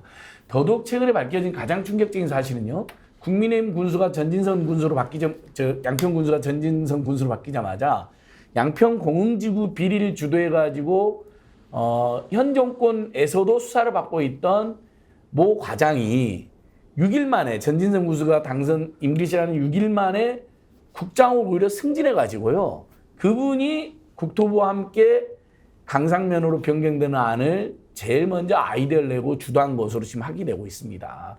그러면 이건 만약에 국민의힘이나 원희룡 장관이 야당이었다면요, 아마 단식 농성하고 다 잡아들여라고 난리를 피웠을 것입니다. 진짜 단 한 번이라도 역지사지했으면 좋겠고요. 저는 이 상황에서 제일 고약하고 너무나 기가 막히다고 생각하는 것이요, 이 문제가 지금 공론화된 게 6월 5일부터거든요. 6월 5일부터 저희들이 오마이TV 나가고 우리 스픽스 뉴스공장, 그다음에 저희들이 여러 방송도 하고 강덕군 기자회견하고 김두관 의원 질의하고, 그래서 6월 5일부터 공론화되고 6월 29일 날 결정적으로 공론화됐는데 벌써 이슈가 된 지가 지금 46일째입니다. 오늘이요. 근데 이 이슈는 윤석열 대통령 부부 땅으로 인해서 벌어진 문제잖아요. 대통령 재산 목록에 들어가 있습니다. 11필지 땅이요. 후보 시절에 재산 목록에도 들어가 있어요. 근데 그걸 몰랐다고 다 거짓말하면서 6월 29일에는 알았다고 거짓말하면서 아직까지도 윤석열 대통령 부부나 최은순 일가는 단 한마디 입장이 없습니다. 온 나라가 이걸로 난리가 났잖아요. 온 국민이, 온 국민까지 아니고 대다수 국민들이 의혹을 품는다고 지금 국정조사에 찬성 여론이 60% 이상 된다고 지금 여론조사 계속 나오고 있네요. 그러면 윤석열 대통령 부부나 일가는 이거에 대해서 해명과 사과든 뭐라고도 입장을 내야 되잖아요. 오해든지 아니면 정말 오해를 살리해서 잘못했다든지 단 한마디가 없습니다. 어떻게 이럴 수가 있습니까? 대통령실 입장 딱 하나는 국토부가 알아서 하라는 겁니다. 아니 자기네 땅이 이렇게 문제가 되는데 어떻게 국토부가 알아서 합니까? 자기 공약이었는데 윤석열 대통령 공약도 지금 파기한 건데. 변희재 앵커님, 대표한테 한번 좀 여쭤보고 예. 싶은 게 있었어요. 뭐 이제 보석 취소라든지 또 태블릿 때문에 신경 쓸 시간이 없으셨을 수도 있지만 연구를 많이 하셨으니까 또 변 대표 촉이 좋으니까 양평 고속도로 이렇게 특혜 의혹은 딱 이렇게 보셨을 때 냄새가 납니까? 그렇다고 봐야죠. 예, 이 과정이나 그 수정된 결과를 볼 때는 작전 세력에 들어갔다고 봐야죠.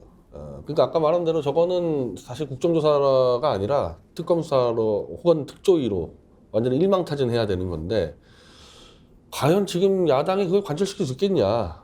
이게 아마 국민들이 제일 답답할 거고 그런 문제 때문에 지금 야당 지지율이 여당보다 낮는 이런 사태가 벌어져서 나머지 한 30% 민주당 지지자가 아닌 30%의 이 국민들은 아마 민주당 지지자보다 이 정권을 더 증오할 사람들일 가능성이 높아요. 그러니까 이 사람들의 정치적 성향에 대변할 수 있는 정치 세력이 없는 겁니다. 그리고 윤 정권과 여당은 그걸 이용하는 거예요. 정말 6대3, 7대3 구도인데도 불구하고 한 30%에서 40% 국민은 실제로 윤석열 정권을 타도하고 싶은데 이 사람들의 정치적 의사를 반영해줄 정치력이 없으니까 이 사람들은 필요 없다. 어차피 여야 대결은 우리가 앞서 있다. 그러면은 이념 대결로 좌우로 가서 버티면 된다. 이렇게 된단 말입니다. 그래서 어쩔 수 없이 저는 총선 전에 이 30, 40%의 무당층이 제3의 기회주의가 아니고 민주당 지지자보다도 더 윤석열 정권을 그냥 끌어내리고 싶어하는 그 지지층의 의사를 반영할 정치력이 있어야 될 것 같습니다.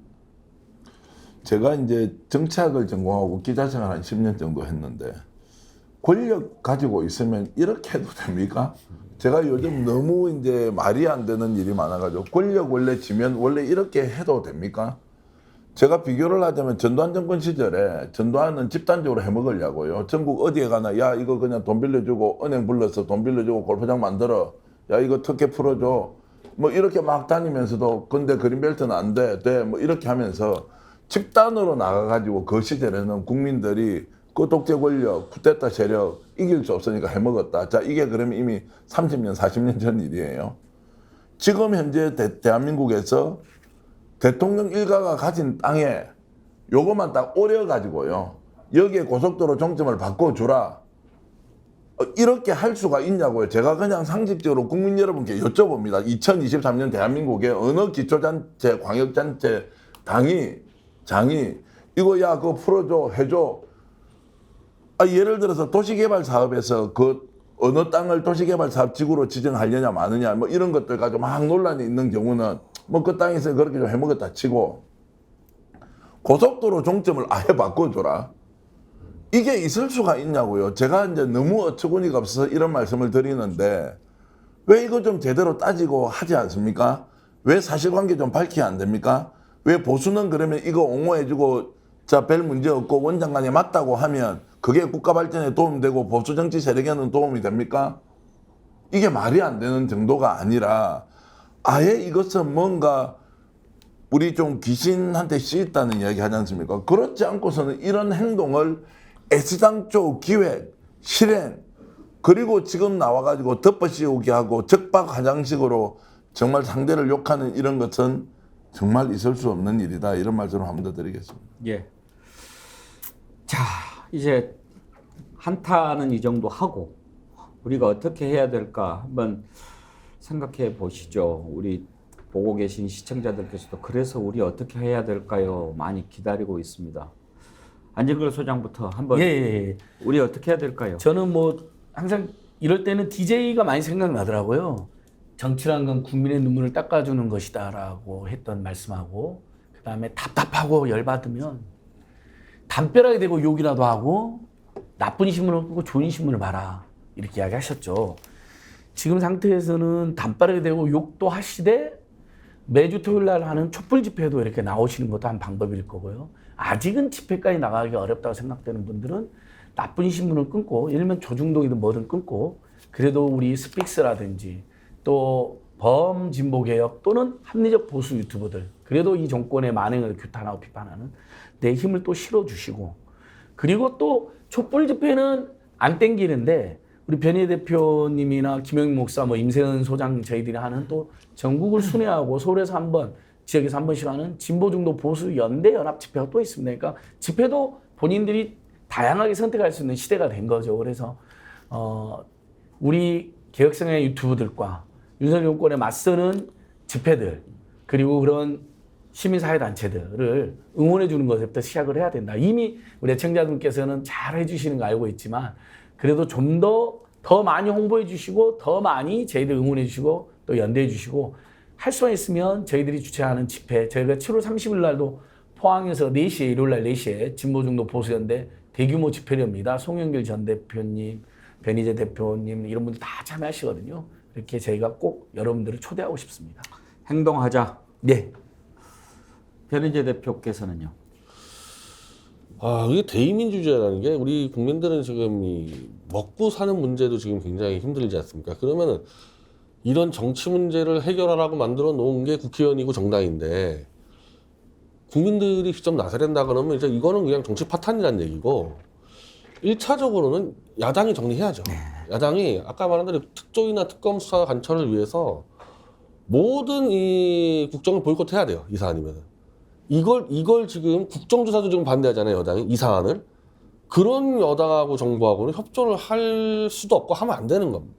다 보이콧하고 전원 단식을 하더라도 이 건을 관철시켜야 되고 그게 안 맞는다 그러면 이대로 총선까지 끌고 가서 아까 말씀드린 대로 이 정권은 도저히 못 봐주겠다라는 국민의 60, 70%를 다 포괄해야 될 거 아닙니까? 그런 정도 결기를 보여줘야 되고 만약에 야당이 이게 안 된다 그러면 이제 우리 제3의 정치라고 생각해야 되는 겁니다. 신영기 변호사. 저는 뭐 지금 정치 사망이라는 것은 제가 뭐 굳이 말씀 안 드려도 뭐 이미 너무 많은 분들이 다 공감하고 계신 문제라고 보고요. 뭐 저는 거기에 대해서 뭐 책임 소재도 가리려면 또 가리겠습니다만은 지금은 그걸 가릴 수 없을 만큼의 저는 공수교대를 여러 번 반복하면서 거의 대한민국 정치는 존재 근거에 대해서 근본에 대해서 국민들이 의구심을 다 가지고 있다. 저렇게 생각을 하고요. 그렇다면 정치에서 정당이 먼저 바뀌어야 되니까 사람이 바뀌어야 되냐 아니면 제도를 바꿔야 되냐 이거 가지고 늘 논쟁을 하거든요. 저는 단언컨대 아무리 좋은 제도도요. 저질스러운 정치인들이 들어가서 하면은 그 제도 다 엉그러뜨립니다. 반대로 제도가 좀 부족하더라도 좋은 정치인들이 들어가면 그 제도를 고칠 힘이 생기는 거거든요. 그래서 제가 지금 이제 정당 바로 세우기를 이끌고 있지 않습니까? 그래서 저는 문제의 핵심은 전 정당에 있다고 봅니다. 그러니까 정당을 바꿔야 되는데 이 정당을 어떻게 바꿀 것이냐. 그래서 저는 정당 바로 세우기 같은 데도 많이 좀 참여를 해주셨으면 좋겠어요. 저희가 뭐 어느 정당 소속만 저희가 받는 것이 아니고 이제는 정당에 대해서 좀 목소리를 내자고 이제 모임을 갖고 있다 보니까 이런 데도 좀 참여를 해주시고요. 그렇게 된다 그러면 저는 대한민국의 이 양당의 적대적인 공생관계, 기득권만 양산하고 국민들은 완전히 소외시켜버리는 이 막가파식의 이 정치에 대해서 저는 완전히 끝장을 내야 된다고 저는 보고요. 이걸 어떻게 끝장을 내는지에 대해서는 저는 국민들이 하시는 거에 대해서 저는 반보만 앞설 생각입니다. 그래서 국민들의 뜻을 모아나가는데 저는 최선을 다할 계획입니다. 정당 얘기를 해주셨는데 국민과 함께 가지 못하는 정당의 모습. 우리 이장님 말씀 듣기 전에 그 모습 한번 잠깐 보고 갑시다. 수해 현장에서 박수 치자고 하는 장면 보셨죠? 예. 한번 봅시다. 국민의힘 당대표님이세요. 그러니까 이게 세상에 물이 오고 나면 남는 게 없대요. 불이 오면 차라리 재라도 남는데 물이 오고 나면 남는 게 없다고 물로 수해를 보면 정말 기가 막혀요. 재난지역 해가지고 해주시고 그래요. 일단 그래 합니다. 그 대통령 제가 아침에 대통령 만나서 그거 말씀드렸는데 안 그래도 적극적으로 검토하고 지시했다고 하시더라고요. 아이고 박수 한번 쳐주세요. 박수 한번 쳐주세요. 아이고 감사합니다. 대통령께서 오늘 아침에 대통령께도 말씀드렸습니다만 대통령께서도 특별 재난지역 선포를 적극적으로 검토하라고 지시를 하셔서 자 박수 한번 주세요. 박수 한번 주세요. 지원을 최대한 많이 할 수 있도록 그렇게 하겠습니다. 네. 뭘 잘했다고 정치라는 겁니까, 정기환 대표? 선물 주러 갔는 모양이죠.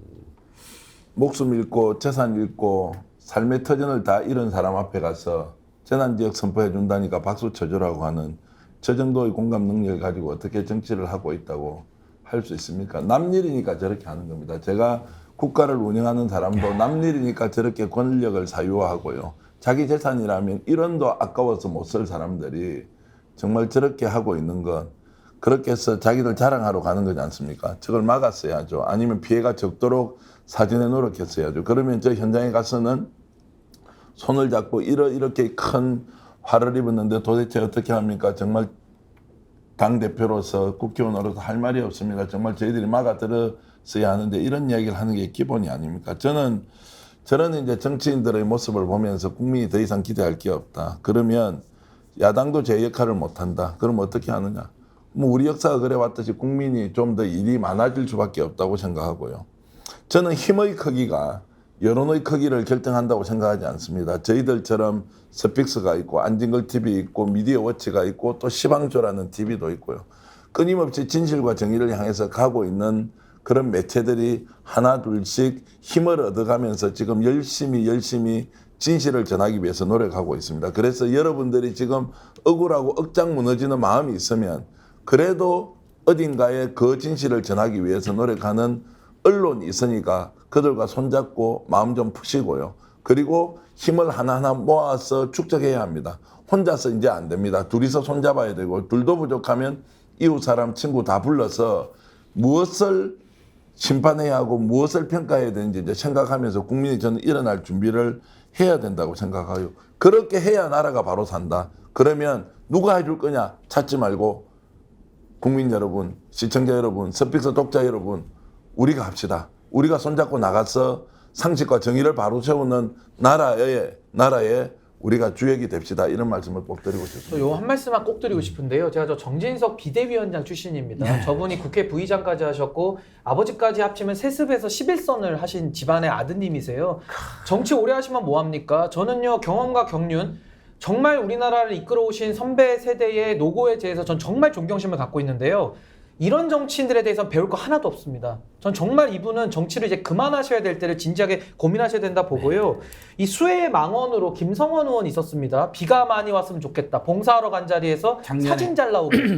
저는 지금 저분들도 똑같죠. 김성원 의원하고 다를 바가 없습니다. 저 자리에 지금 위로하러 간 겁니까? 아니면 본인들이 응원받고 자기 또 카메라가 따라오니까 정치적 이익 때문에 간 겁니까? 물론 정치적 이익이 정치인 중에 없는 사람 없죠. 근데 지금 피해를 당하시고 재난당한 데 가가지고 그 표파리를 해야 되겠습니까? 저는 이분들 글쎄요, 저 김기현 대표나 정진석 위원장 저런 분들의 이 리더십을 가지고는 전 대한민국은 더 이상 이제 앞으로 미래로 이끌어가는 것이 아니라 완전히 과거 퇴행으로만 더 이끌어갈 수밖에 없다. 저는 그런 말씀 꼭 드리고 싶습니다. 저는 저 영상을 저도 몇 번 봤는데 또 다르게 주목한 게 김기현 집권여당 대표잖아요. 주민들이 못 알아본 모양입니다. 전혀 그 존재감도 없고 실제 알아보지 못한 거예요. 그러니까 정진석 의원이 큰 소리로 국민의힘 당대표입니다라고 소개를 해주니까 주민들이 이제 알아보고 잠깐 소통을 했는데 여당 대표가 전혀 국민들에게도 인정을 못 받고 아까 그 이야기한 사람이 당 대표였어요? 예. 3월 달에 뽑혔습니다. 예. 아, 그래요? 아, 예. 그러니까 그 울산에 땅 있다는? 당대표란 별명도 있는. 알겠습니다. 그러니까 오죽하면 정진석 의원이 큰 소리로 소개를 해주잖아요. 마칩시다. 예. 그래서 이원석도 검찰총장인지 사람들이 몰라요. 윤석열 한동훈 직접 검찰청 노릇을 하니까 이 정권에 실태가 이렇습니다. 예. 오늘 재난과 국가를 주제로 토론했습니다.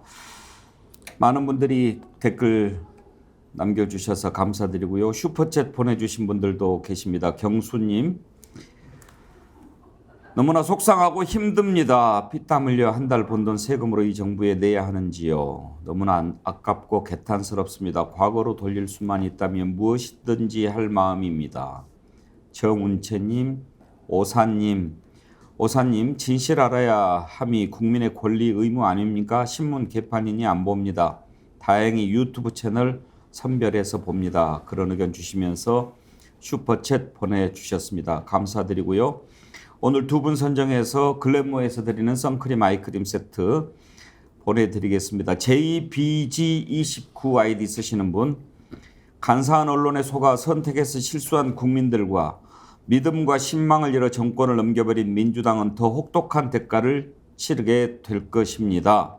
모두 정신 똑바로 차릴 수 있도록 지금처럼 스픽스가 깨우침을 주시고 더욱 노력해 주시길 바랍니다. 이런 글 주셨고요. JB 그림자님, 국가를 책임지는 사람들이 버려야 할 생각 이 또한 지나가리라. 제발 이런 생각 버리세요. 당신들 월급 주는 사람들이 국민입니다. 두 분께 글래모에서 드리는 선크림 아이크림 세트 보내드리도록 하겠습니다. 예, 오늘 긴 시간 토론 함께해 주신 여러분 감사드리고요. 안진걸 소장, 변희재 대표, 신인기 변호사, 정규환 대표 감사드립니다. 수고하셨습니다. 감사합니다. 건강한 주말 보내시고요. 다음 주 월요일 오전 10시 50분 생방송 백운계 정치본색 찾아뵙겠습니다. 감사합니다.